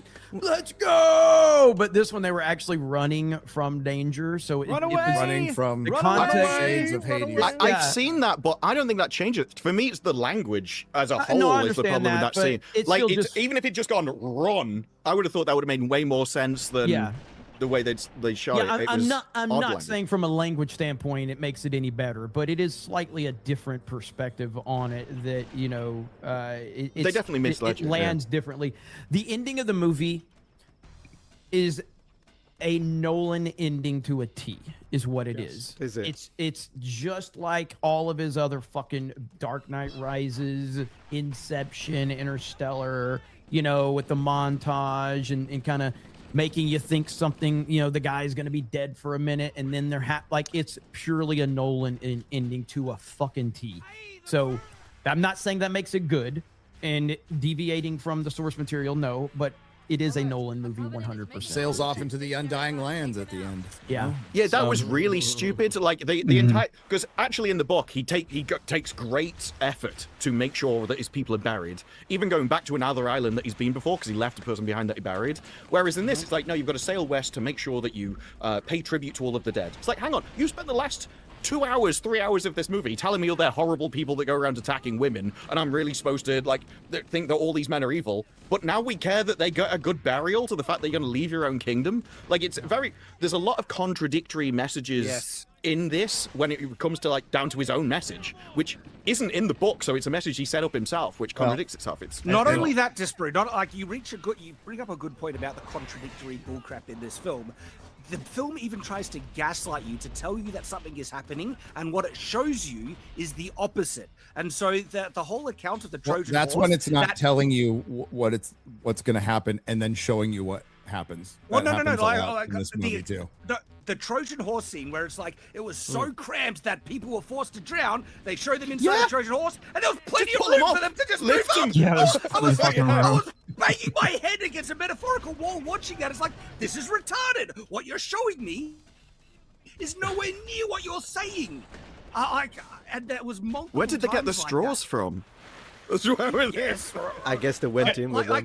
I think they were like hollowed out arrows. I think they were arrows that were hollow. Oh, okay. I just want to point out, the more Shad yells and complains about the movie, the more I like it. I love it. I'm getting close. Your rage feeds me. I'm getting up. Jeremy, to like listen, 9 out of I 10. respect Jeremy, liking you're or not not gonna liking gaslight me something to out of get spite. into It's whether it's good or bad. You know, It's a masterpiece. You're not gonna get me to stop. Like, I've got a freaking list. Every time you check critic list, I- his score's going up by like 5%. And it just keeps. I want to go real quick to the Cersei. Speaking of the underlying theme that isn't contradicted at all throughout this entire fucking movie, let's go to the Cersei scene, which a lot of people listen. There's part of it that I really like. I think The disturbing elements of it, Yeah. like I think between that and the Cyclops scene, like when they start and everything, it's disturbing and Yeah, it's interesting. horrifying. yeah, I think that part is screaming, cool, and I'm the like, this is screams. what I came to see in this fucking movie. Yeah, the and screams not of the Penelope Cyclops. going oh for fucking a half an hour, but That actually is accurate to the book. Stuff on Ithaca She is really cries. good, I know. though. The and I stuff would on have cut Ithaca is that down. actually I would have instead of adding Sinan, I would have cut that out and maybe added, I don't know, the floating island or something. You know, that they took out a lot Bag of shit. of Wind, the Lotus Eaters. Yeah, I mean, yeah. there's a lot of things Well, they could have They added. combined the Lotus Eaters with Calypso. Yeah, they did. They ruined I'm that, kind of though. fine with that They one did. because that Yeah, that's like a very quick, oh shit, let's not eat these flowers, let's go. Well, and that would have been Yeah, but it would ruins have had Calypso. it does, and it also ruins the fact that the crew was leading to it getting mutinous and getting pissed off. Problem is, like, how would you? This is where you would have to make this a series or multiple movies because he needed to stay on these points longer. But like, how would you film the Land of the Lotus Eaters? I mean, apologies to Sargon out there, but like that would have taken a long time to really get the feeling of that. So the Star Trek combination did of it. that. Remember when Star Trek had that game where they all got plugged into and they just couldn't stop helping the game? Star and Trek it was a series. Like, listen, this should have been a series. This should be a prestige series and not a 3-hour movie. Period. But Maybe that'll become an idea now. Cersei, again, beginning was cool. Dude, And yeah. I get the whole. I mean, the point of the story is, oh look, Jack Murphy got some work. That's great. 69 for 69. 69 for Hey, 69. He's fucking white. Like, holy cow. Yeah. But and the whole point of it is gluttony. But what they really lean into the Emily Wilson of it all in this scene at the end, and it's just like, God damn it, that it. I got Barbie vibes when she's got so she turns all the men into pigs and basically says like this is their real form, and she is presented. They don't say it, but that's the feeling I got. I could be wrong.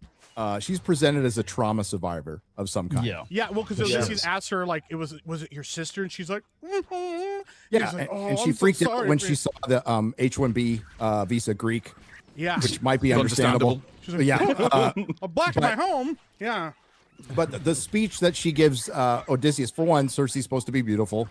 She's not. Yes. She's not sweet at talking. all. Listen, At no least she's not disrespect to black. Samantha At least- Morton. Listen, take our wins where we can get them. She ain't black, all right? So She's just old. That's not It'd be a Herculean task to stay with her for a whole year. And this is before she got on Ozempic too. Ryan referred to this earlier. They made her a oh God, I just blanked on the term now. An antagonist that's misunderstood. That's instead of her just being Modern blatantly Hollywood. evil. Yeah, and instead of Odysseus, putting a sword to her throat and then fucking her for a year, they cut that out and had her put a dagger to his throat and then give him a speech of the toxicity of men. Yeah, that's This is true. what They they have really they sleep Go ahead, man. together in the story. Yeah. So and again, Hermes is involved in the story. Like, And you he's actually have a gone, god appear to Odysseus and give him some help so he doesn't fall under the sway of Circe. But the whole point in the fucking actual story is that she lures people here and then turns them into these things because she hates men and blah, blah, blah, all this stuff. So, but in this, they're kind of intruding on her, right? They're intruding on her space. They're coming on her space. And I don't think his crew really did anything wrong in this situation. They seem pretty well behaved, especially with all the minorities involved. Like, they seem rather well behaved. But she does this to them anyway. And really, what she tells Odysseus is, "I just revealed their true forms," and it's saying that all men have these fucking tendencies, these vile, violent, gluttonous, if you want to say, tendencies. And that gets echoed at the very end when Odysseus is looking over all the suitors in his house, and the way that they're eating is supposed to remind you of the same exact sequence when, like, you saw his men. All these men are fucking violent, and they're the ones that are going to be causing the downfall of civilization unless we do something about it. fatherless children is what they are, and it's an accurate representation of fatherless children. But So that is I hear you saying that because we talked about it earlier. Call me a pig. And that's fine for the end. But however, there's no mention of that anywhere when it comes to these men who are with Odysseus. Yeah. So, like, if that was the tie-in, I don't see it here because Well, I wasn't applying it to. to Odysseus's men, though. I was applying it specifically to the suitors and how they represent what a fatherless man or a fatherless child who doesn't care about societal norms would be. And when the man returns, when the king returns to reclaim what's his and judge those who have mistreated his kingdom, that's what that But is. they an have absolute fathers. no, represents. because Telemachus is a fatherless child, and he immediately hands his entire kingdom over. No, him. he's waiting for his dad, though. He believes his dad is out there. He's heard of his Yeah, dad. but his dad he leaves. reverences Your He his doesn't dad have went a- out for your So- dad went out for That's- milk. He's never coming back. He's like, yeah, he is. But- One day. But in this bit, it's supposed to. This is one of the things that contradicts his entire message of the movie, which is you shouldn't break Zeus's law. Well, she breaks Zeus's law, but her only excuse is, well, they were about to break it into the future. But she's literally on her back in the garden, and the guy goes, "We're not here to hurt you." And then she just goes, "What? Do you know that? Are you sure?" It's like, well, nothing happened, and that's like later on they go, "Well, actually, you have to do something to break Zeus's law before I can even attack you in the first place." So they contradict it with this as if she's supposed to know anything, and this is the exact opposite of the book. It's not even just a subversion. They take everything and flip it 100% around. He even gives her the knife to use against his throat, and he goes for a bird. Like, he could have just attacked her. It doesn't make any sense. This would have been a and good. Jeremy, your description of them being fatherless men and that message, that is such a stretch, and it's just No, it's not. Telemachus says it. Telemachus says it to Robert Pattinson. Robert Pattinson's character stays behind to be with his father, Jeremy. No, but he He's said got a none- father, yeah. No, he said none of us know where our fathers are, is what he said. Telemachus said that to Robert Pattinson. The message is to say men bad. That's the message. No, and it's obvious and blatant. Are you telling me that Telemachus didn't say that to Robert Pattinson? Because he did say that. No, He did, say but it not in the that context. Not that Robert Pattinson. What should have happened was when he had a father, unless he When died. Odysseus takes I don't out the know. hood, he should have said, "Daddy's home," and then started killing. Yes, if you're gonna use "daddy" in any part, it should have been right there. "Daddy's home." Yeah, and And he pulls out a couple playing. Uzis and It's just like, "Who's your daddy?" every time. Double the bow. thing is, Double bow. that moment is so undercut though, like by the lecturing, and I think the Barbie scene is a perfect one because it is so abrupt that she has to tell you. Right, like basically screaming at the audience, "This is what this means. This is why this is important." And I'm like, you could have just had them act like assholes. And well, then she I kind of punished them. figured it out with them, eating like pigs and then turning into pigs. I mean, I got it, but thanks for telling me afterwards that these are gluttonous, bad, toxic men who go out to war and rape and pillage. And it's like, yeah, what and thanks for showing it to me later too, because I might not have picked it up there. Because you might, the other issue, though, oh, she's a villain. We actually have a bad guy in the story. But the other issue, though, is this is Emily Wilson's translation, which is imposing modern morals onto a multi-millennia-old story. And actually, in the original story, they freely admit that they go around and they kill loads of people and they take the women and the kids and everything else. But there is absolutely no moral judgment. It's just part of life. This is just what we do. Quite often, they're just like, yeah, you've come around as a guest. We'll just go and sack a city and take their children. It'll be fine. And so I do think it's wrong in the story to impose that kind of modern moral system on that as it is. If you want to be immersed in it, show it how it is. These people glory in it. They have no moral judgment in that. This is just a fact of life. And then let the audience, if they want to bring that system to it, do it themselves rather than put it in the thing. This is the difference between calling them housemaids, servants, and slaves. Slaves in this means an entirely different thing than it did back then, even if they were technically slaves. That's one of the things that they changed too, is that when they go to that first island and the village is on fire, and they're like, well, why did you do this? It's the sea people. No, they actually go and raid that village. It wasn't the sea people. Well, that was confusing to me. Yeah, too. with the farmer on his knees. They were. Yeah. I mean, Well, they really wanted to. They get are the into sea people. They really wanted to get into the fall of the end of the Bronze Age, where the Yeah. sea people, the seas people were there. They don't necessarily know who they were to this very day. They have some idea, but they don't know. And they don't know if they ended the Bronze Age. By the way, there could have been a cataclysm that ended the Bronze Age volcano.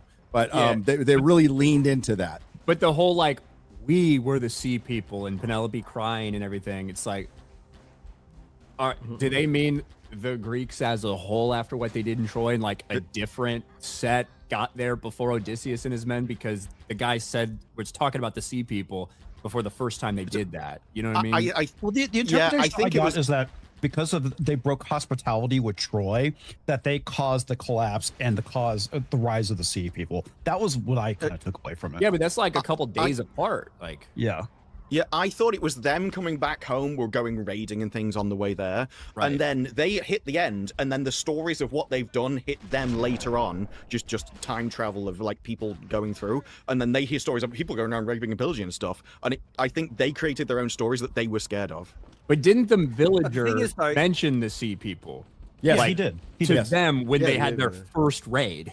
Yeah, so he's like, we thought you were the sea people. That's why we burned our own village and took off. Yeah, so that's what I'm saying is, if they're meant to be the sea people coming home from Troy, that specific mention makes no sense to me based on what they revealed later. I don't know enough to be whether they would have been raiding while they were at Troy. That's the thing.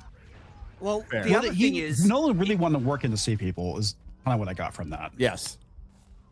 And if Odysseus and his men were supposed to be the sea people, hang on, there was an 8-year gap of them doing nothing with him just chilling on an island and his men dead. And so wouldn't have people other said, men were they're there. It wasn't just him, it was all the people coming back from Troy who would have gone around. And I think they may even be going for the fact that once you break that rule, you cause other people violence begets violence, I think is what they're going that was for. my point. Yeah. My point is the film is not clear because it seems to imply that Odysseus' men were the sea people, but then it's contributed by other things, and so it's just a mess. It's what are you trying to say? They're trying to say the underlying theme, particularly at the end of, that's what was such a bummer, because the Cersei scene started out so well, it did, and the rug got pulled for me right afterwards with that speech, because it was so heavy-handed, and in isolation it could have worked.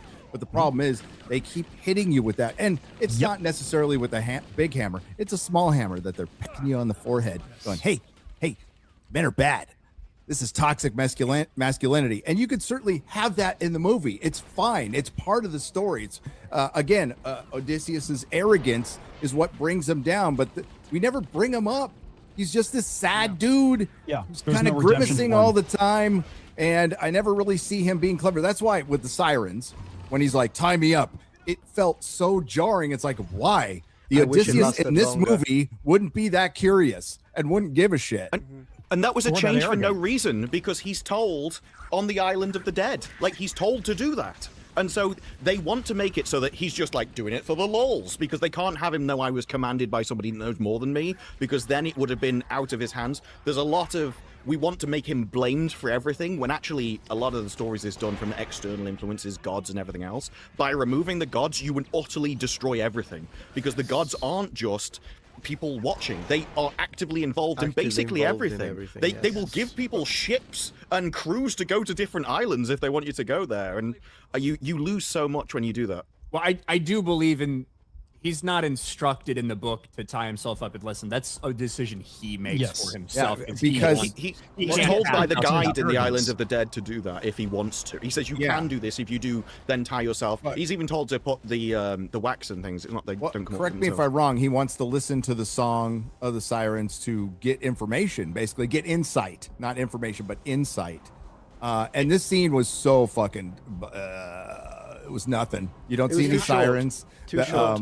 Not it's seeing the short, sirens it's is a mistake. muted. The music is terrible. Yeah. But I actually kind of like the scene after the siren. Well, one, I like when the soldier, like, he pulls the wax out, and you see what happens if you don't. If Asian he wasn't dude? tied to the ship. He jumps into he the starts water. like He throwing jumps into hands the with water. people to get into the water and stuff. I thought that part was cool.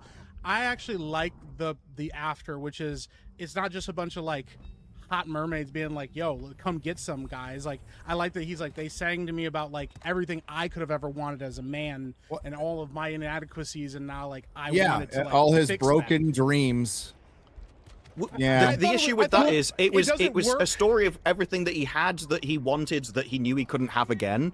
But he's like, you just mean your wife. But that's immediately undercut with Calypso, They where it's told like, me actually, I he don't doesn't want want to to go go back to his home. wife. He specifically said they told me I don't want to go home. Which is, that part was dumb. But like I thought the idea was cool. But once again, and I've said this a lot about this movie, there's so much like cognitive dissonance in this film, because Nolan, I don't think, even knew what he wanted to do. Because once you remove the gods from this story, you have taken a fundamental part of the plot and what is driving this story forward out, because that's like all the connective tissue, and then trying to connect it with like feminist ideals doesn't work, because they also replace it with Sinon, right? Because that becomes the major driving character arc of Odysseus in this film, is the whole thing with Sinon. I mean, the gods are so absent. They might as. I mean, the thing is, I don't think they do exist. I don't think so either. I don't think so either. I mean, you look at Polymephus, but the Cyclops, maybe you could think of it, but they're out. You might as well have gone with like Troy, and that was my criticism. People will bring up Troy. That was my criticism of Troy. Then, yes, and now, it's a fine movie, but at this point, you should have left him out, because my biggest concern before any of the fucking casting or any of this shit is Nolan the right guy for this? This is so out of his wheelhouse, and he rushed any of the fantastical scenes. He rushed through. Like, he stayed on the Cyclops pretty well, and Cersei started out well, but the Lystragonians was fucking. I mean, I laughed. Gosh. That was, I no. hated that change. Oh, Like, the child with the mini plate armor. And who just randomly just hangs out all day wearing fucking plate armor? I got They a were John in battle Borman. formation waiting for it. I got a John Borman Excalibur vibe from that, and I think, especially with the steel-plated armor. But It felt like a video game moment where you're like, if you're walking into a new room and then there's just like characters waiting. Yeah, True. Ready for war. would you have to open a door? it's some like No, clearly not. on an island. one of the most annoying parts, I guess, frustrating parts about the movie there are little elements where you're like, that's directly from the page. Like, yes, the Lastragonian scene, when you're looking at the aftermath and the seas actually turned red with blood and everything, like, that's described in the book, and they show that. But they fuck up the Lastragonians in terms of what they look like and how they behave and all this stuff. But there are other things, small things that he took, little things from the book that he expanded on that I actually think worked really well. So, like, the strumming of the bow, right? That's from one part in the Odyssey when Odysseus gets home and he strings his bow at the end scene, like during the return before he kills everybody, strings the bow and plucks it and it rings out. And I liked how they made that part throughout a little bit of the story so that when he fucking does that, it like has more meaning, and Penelope immediately realizes what the fuck's going on. Like, I enjoyed that. The dog, right? The dog, which you only get at the very end, the last little mention of the hunting dog as Odysseus is walking into his home in disguise. They play that out throughout the movie, so I think it makes that scene a little bit cooler. That scene hit for me. Was too short. Big. It's the only one that still does. doesn't matter. It hit for me, man. As a dog owner, that You scene see hit. his he sits down, his tail goes down, and he turns around and goes, "Just bury him." Like it was the complete deadpan delivery. The guy didn't care at all.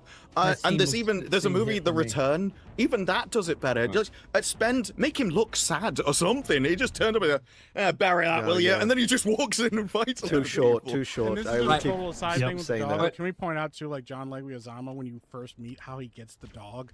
Like the whole audience was like, "What?" Brutal. We also haven't talked about him enough yet. I could not stand John Leguizamo in this movie. I thought he was your real hero. He had so much fucking screen time. I thought he was fine. I hate John Leguizamo. I really hate him, but I did not. He was fine in this movie. So I don't know. I cringe every time I saw him on screen, and I guess I don't know if that's just because of who he is or whatever. it was part of it, but he was in the movie a fucking ton. Way more than I expected, Also, and he drove me crazy every time he was there. This is I don't think he brought anything either.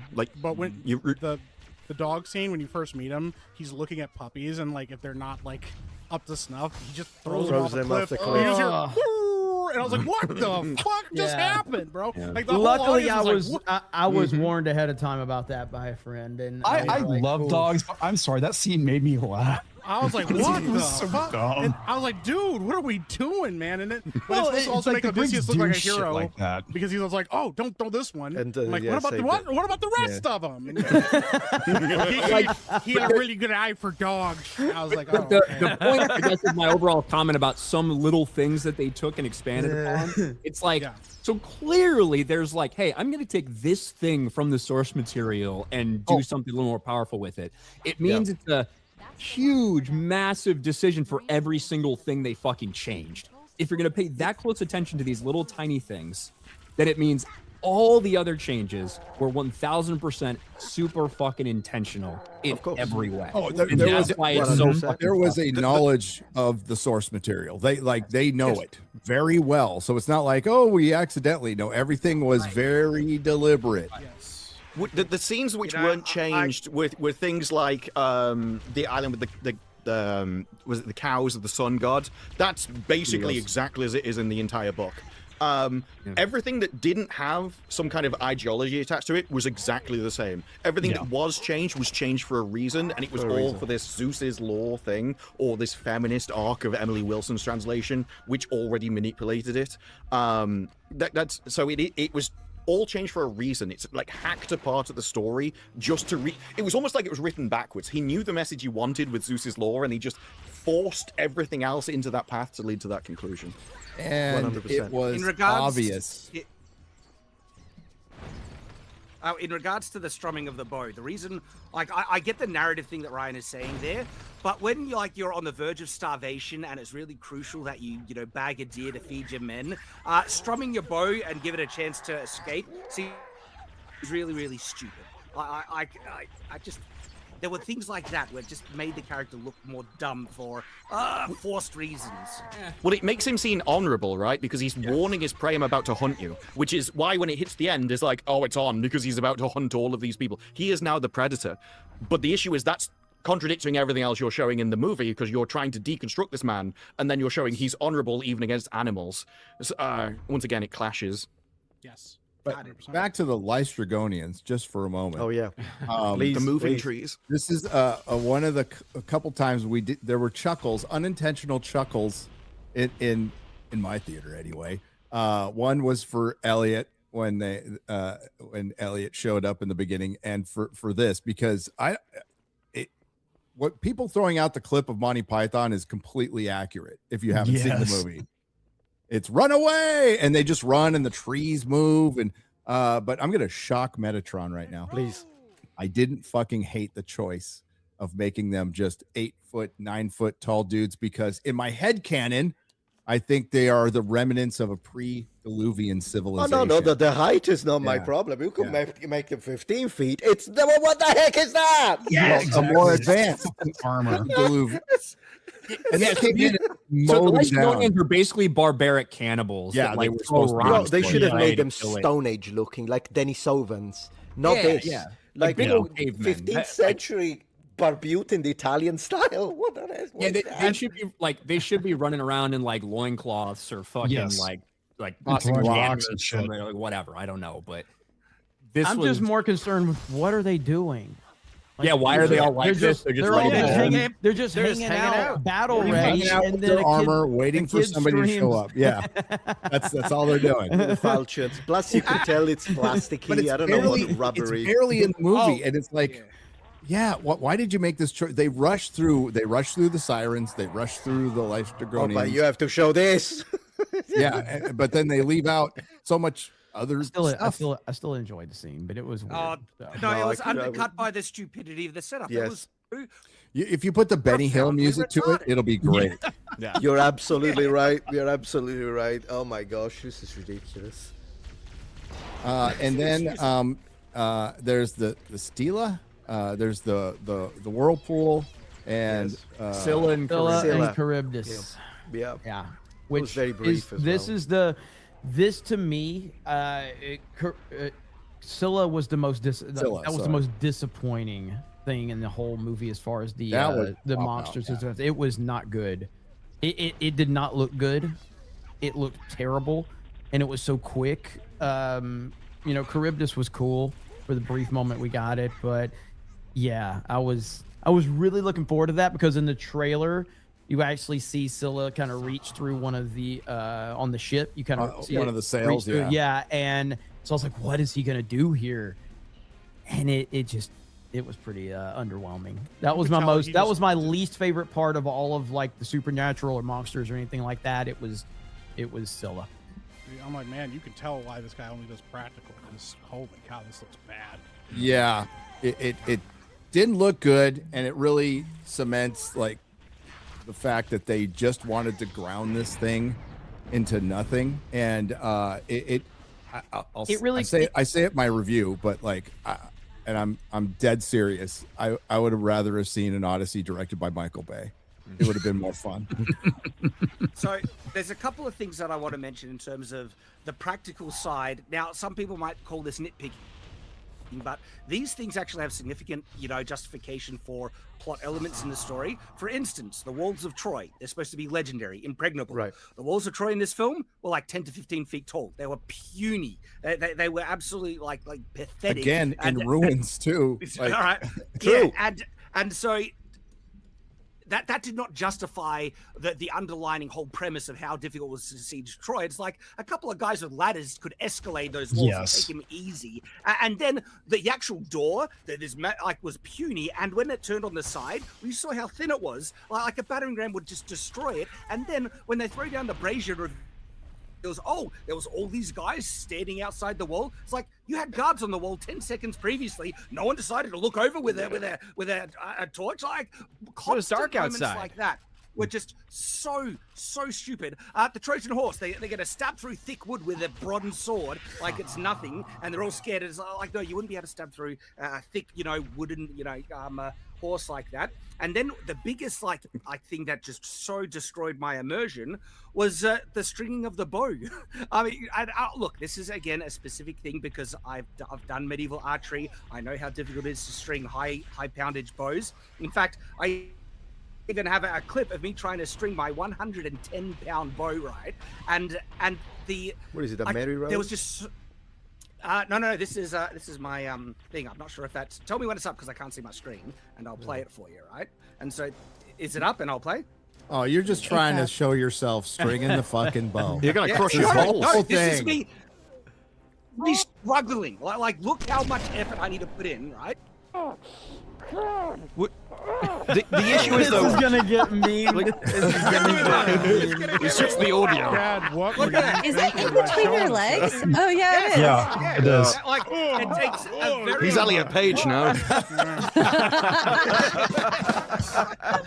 No, my point is, it takes a very specific technique and a lot of effort to string a bow like that. And suddenly, everyone except, not even Odysseus knew how to string it right. But even these other men who would have been hunters and experienced with archery, they were all retards. It's like, oh, I'm going to try and string it like this 10-pound hunting bow, and then not even that, just if I tried to shoot my bow the way everyone was shooting their bows in this film, I would rip my shoulder muscles. No joke. It's fast shooting, like the performative. It was pathetic. Like, and the whole plot point is that Odysseus' bow is supposed to be so high poundage that only he can handle it. So that means this bow is like needs to be 200-pound draw weight, right?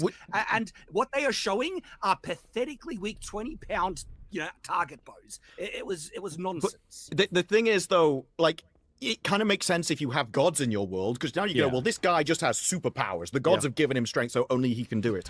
Or you can do it like The Return did, where they're like, this is just a big heavy bow, but there's a trick to stringing it. Like, he holds it over a fire, which makes it bend more easier, so he knows the trick of doing it. It's a bit like the same with the bed. It's like, if you know the trick of it, or whatever, how it was made. Yeah. They tried to show they didn't that either in this. He was just like magically able to do it. Well, yeah. Well, he actually, remember how he stretches it down first? He stretches it in the opposite direction, and that kind of supposed to loosen it up or something like that. And then, but even then, the way he did it with no leverage, all of it was nonsense. And the bow. Chad, you're just jealous that Matt Damon's stronger than you. Like, that's all I'm hearing right now. I clearly am. I'm hearing nothing but coke. I do think there's a gray area between history bros and what modern people will accept because it's cool. I agree. And you have to land in that. And I don't think he did land in that, but I think that's where he should have gone. What it exemplifies, beyond Shad's autistic breakdown of stringing a bow, is the verisimilitude of this film feeling grand. And there's some sweet IMAX shots. There are. But there isn't a lot of people fighting. If the battles feel very small. Yeah, they do. Troy feels very small, and like it wasn't huge back then. I understand, but there's still a way you can make it. Yeah, there would have been more people fighting than that. I didn't see the grandeur that I was expecting in this. Do you think that's epic? Do you think that? I think specifically one of the really only moments you could have and should have seen that was in the Troy flashback. Troy, yes. Do you think that Nolan's insistence on not using CGI, that's 100% what it is. That's 100% leads into that? Like, if he would have just been willing to do a little bit and add a bunch more people in the background, so it looks like tens of thousands, it could have felt a little different. That was what I was going to say earlier. Is I've heard this criticism of so many Nolan films recently, and when I say recently, in the last 10 years, 15 years, whatever. It has never been more applicable than here right now. This is the best and worst of Christopher Nolan. This movie is the best you will ever get from him, with the IMAX shots and the incredible scenery, and it's the worst of him with the sound mixing and the fact that he is unwilling to use CG to get a better shot. Because as you said with Troy, I completely agree. Those scenes, Chad, you were ranting about it in your original rant. It feels like laser tag in a local forest. You know what I'm saying? Like, it doesn't have this epic feel and epic scale. And they're trying to hide a lot of it with lighting to make it feel bigger than it really is, but it just doesn't work. It just feels very, very small. And all you need to do is add a little bit of CG. And I know we are the #1 people to bitch about CG when it gets overused. So it's like, well, when used appropriately, it's fine. I know. And I think his mindset on it is just like anything else. You let one illegal in and you open the door. Sure, so it's like you let one CG, little bit of CG, and next thing you know, you're the Eternals. You know what I mean? Did Troy use a lot of CG though? Because I don't remember them using a lot of it. They did in some wide shots, absolutely. Like there's some shots, wide shots, overarching shots where you see tens of thousands of soldiers that I would assume were used. I don't think they had that many extras, but it does give you that immersive feel. And I remember interviews with Matt fucking Damon about this movie, and he's like, "You see 10,000 people in a did say battle? that, yeah. There's 10,000 people in the battle. What battle, motherfucker? What? Else got cut out. Yeah. So You never know. yeah, Which is strange because they did choose to try and, through memory, add a little bit of Iliad, which I thought, okay, so we do get some fighting and some battle. But then, as you say, where are the 100,000 men? They're like in the 1,000 ships. Yeah. I think it's important to mention that they spread the sack of Troy throughout the entire film. True. And it's told from a couple of different perspectives. And the whole point was they show a big chunk of it at the end. And it bookmarks, bookends the film because this is how they explain Zendaya playing Athena. And it is, Ryan mentioned it earlier, she's a priest of some kind that gets Priestess of Athena. who gets beheaded. So and Matt Damon's Odysseus witnesses it. So that's what is imprinted on his mind. So it's either like a PTSD delusion. That's what that No, meant. it absolutely is. Yeah, because they also have the head of the statue of Athena being beheaded at the same time. Yeah. Yeah. Yeah, Well, and that and- entire scene is meant to make you feel for the people of Troy that, oh no, there's loads of women screaming all over the place, that we shouldn't have done this to the city. And so you're supposed to feel bad for even like cheering them on in the first place. I don't want to interrupt the flow too much, but if somebody share my screen, I think this is a shot from Troy. I haven't seen Troy in a long time, but like, Oh yeah. No, those are all real boats and people. no, but that's what I'm saying. But that's the type of stuff that gives you the scale and the scope. You know what I'm saying? And Lord of the Rings. And the triremes actually like triremes. But also, even with that, you can do that practically too. Yeah. There's ways in film to do that. You're absolutely right. And so something like Miniatures and this, stuff. just one or two shots, I agree. like this, fundamentally changes your perception of a scene you might be watching. You know. So, but I wanted to show that. It felt small in a lot. Not the first time Gary's heard that. I just tell everybody. I think Gary I was gonna say Gary was reaching for the button and was like, wait, fuck, that's about me. I did it anyway. Luckily, it ended up on a squeaky voice one. Jeremy was quick with that. It's almost like he knew he had to respond like that. Yeah. Again, I'm a little heartbroken by the whole thing. I mean, I'm not on hotel Wi-Fi either, Shad. So Yeah. you know. No one's audio's better than yours, dude. I love how Shad's Not bitching even about close. audio and how unacceptable it is, and meanwhile his audio is skipping out. It's so good. I'm sure if he spent $250 million, he'd have a $250 million better film hotel. versus a free live stream. I might be able to do a The amount of people have complained about Shad ear raping them every single week when he's hollering about something. Yeah.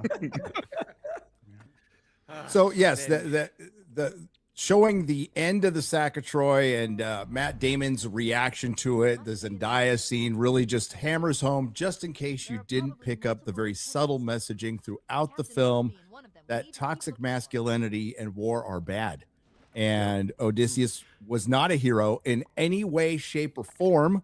And he was deeply regretful of that experience. And he spent the whole fucking film being regretful. Which is the opposite of the actual story. Yeah, I mean, tell the Trojans, they're the ones that like did what they did. So Tell Zeus. No, not Zeus. Tell Aphrodite.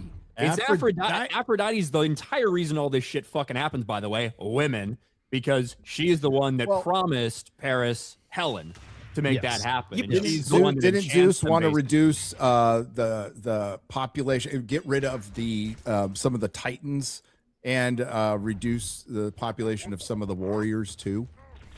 Yeah, but the thing is, in this, the gods don't exist. But Helen of Troy specifically apologizes, and she says, She does. "Oh, I To apologize Telemachus. for things that were done in my name." It's like, no, you should apologize for mother, things I'm that sorry you for have what was done, done in my name. the things that I caused, because she left with Paris voluntarily.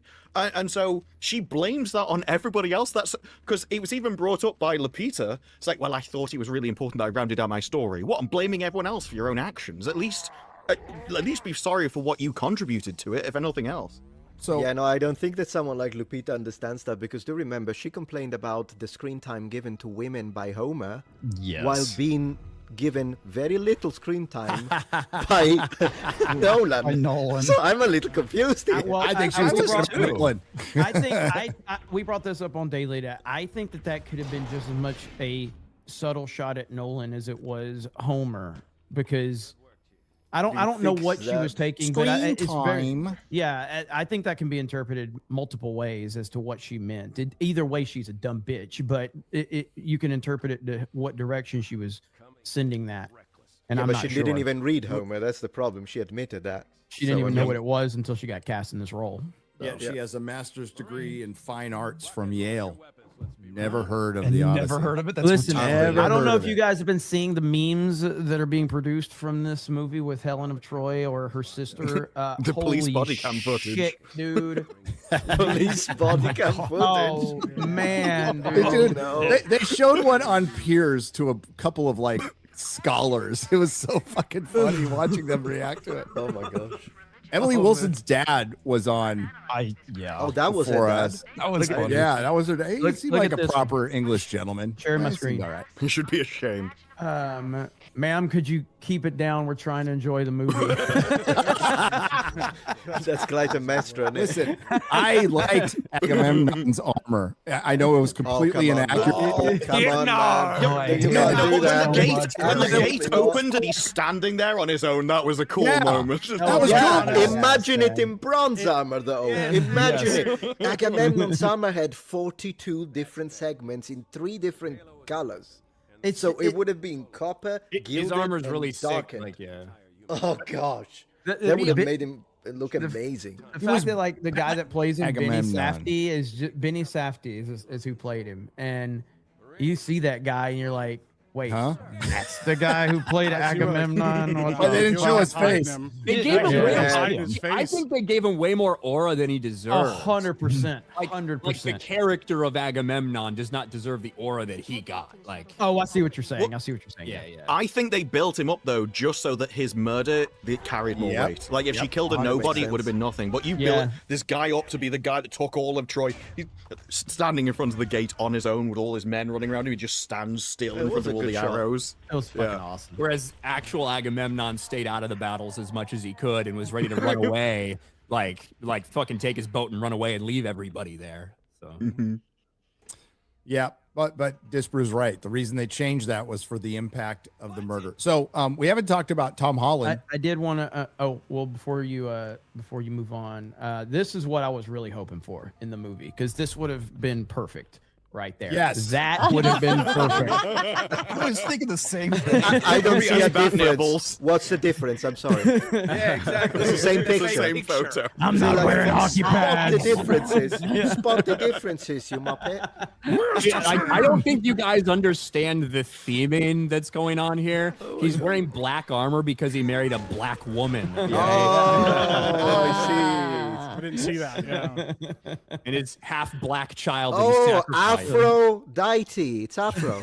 Aphrodite, another I get race it now. bomb. She rejected me. Burned the city down. And by the way, the reason that so the reason the entire Trojan War kicks off is Aphrodite. The reason that Agamemnon has to kill his daughter is because of Artemis. There's a lot of women, at least female deities, that cause problems in these stories. Oh yeah. We need more of that. Aphrodite is like one of those jealous like people in like all of mythology. She just gets pissed off because somebody looked nice in a mirror one day. Yeah. I still love Well, the gods are very Aphrodite. capricious in Greece. They're fighting over like some golden apple or something, and they don't know who it's for. And like, if I remember, who's this the most right, attractive that's goddess? right. I forgot about that. Paris seems like a fair person. Why don't you women go and see what he decides? And he decides that Aphrodite gets it, and she like promises him. So it's most who's the beautiful most woman on earth. yeah, who's the most beautiful goddess that he has to choose between the 3 of them, and he chooses Aphrodite because she promises him the most beautiful woman on earth. So it's Yes. for his own benefit. The gods are essentially celebrities and influencers. That's what they are. 100%. Yeah. Would have been great if they're in the movie. Yeah. Zeus I would have agree. fit well. Zeus would have fit in so well in today's I society. show man. speed. In He could have been Zeus's I show law. speed. That would have been Oh, it's perfect. unbelievable. Just out here, just like And laying Kai the Cenat. pipe on everybody. You know? The Greek You gods just are get awesome, Courage right? JD to come in. They are. Like, Yeah. the Greek gods are awesome because they are all so fucked up. Like They really are. They are all. Yeah, They all fickle got their gods. fucking issues, mommy issues, daddy issues, husband issues. All of them hate each other so desperately. They're barely trying to hold this shit together. Everybody's always fucking somebody else. The bullshit Gods are between Zeus and interesting because Hera. they're in no one's imagination perfect or moral. Like Yeah. it's very strange. They're like, hey, where'd That's that why Minotaur Zeus's come law- from? Zeus is like, I like- don't know. Yeah. Basing a movie on Zeus's law. law is ridiculous when it all starts with a Cyclops who, just because he has contacts with the dad, can get someone punished when he's the person that should be punished under Zeus's law. He's the first person to break it that just eats people coming along. So the message is, yeah, you can have all these laws, but strength overpowers everything. You should it's like the indomitable will to make yourself stronger so you're not taken advantage of. All of that is stripped from the movie. So we're all supposed to be like, no, peace and love and harmony, and we'll just be hippies and love each other. And it destroys the entire movie. So you've got Calypso. Any woman in this that does anything bad in the original story, utterly eradicated. Calypso is now trying to save him, to fix his mind so that he can go back to the island. When in reality, she abuses him for multiple years and keeps him there against his will as a sex slave. And under this, he's like, no, like, he just didn't understand. He fell in love with her naturally on her own. That is pure Emily Wilson's translation. It is the feminist take that, well, it's a woman, so he can't do anything wrong. It must have been the man's fault somehow. She must have been trying to help him somehow. Well, yeah, she keeps him there for, roughly 7 years, and he basically goes to shore weeping because he wants to go home. And yeah, I mean, she basically kidnaps him. Yeah, why is he on the beach?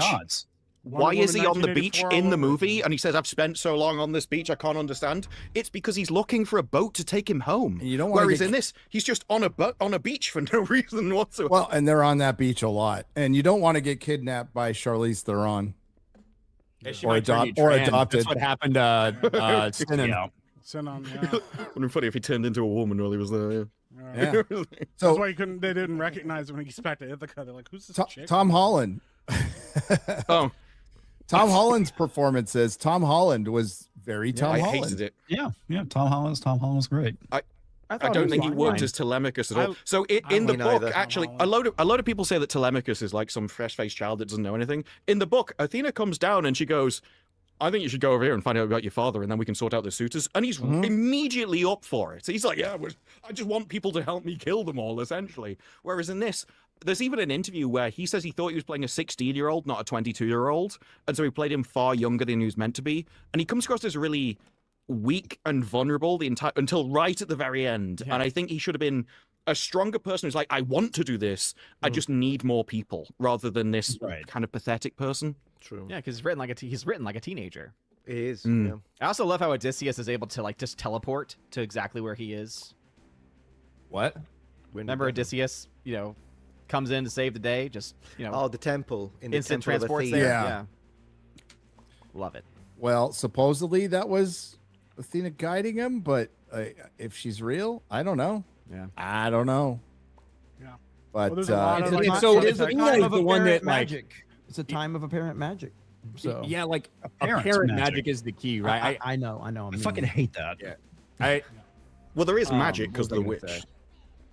Yeah, that's the other thing. There's actual magic in this world. It does Yes. exist. I remember Why would you that say was a apparent drug out then? that was all Yeah, a that's the drug out problem, though. story Is it, that he was is it accounting. hallucinations? That's a problem. Yeah, exactly.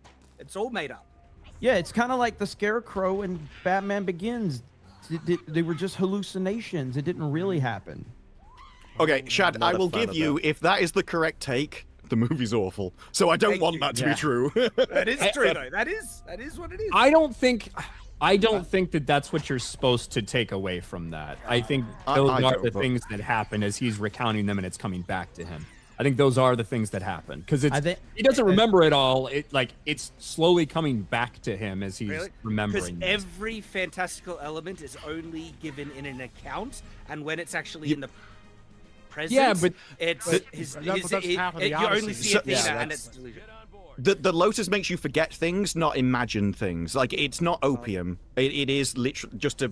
And I think she even says, you couldn't have handled these memories, so I took them away from you, rather Well, than... the monsters are real, though. I mean, those are real. Yeah, So, Scylla, I mean, his is crew actually did die somehow. Yeah. Scylla is the kind of the kicker here because you can't Yeah. really. What do you make up there? Like, what is that supposed to be? Like, maybe you go like the Cyclops with some big dumb retard that just could kill men with one punch, but then What else are you guys? Yeah.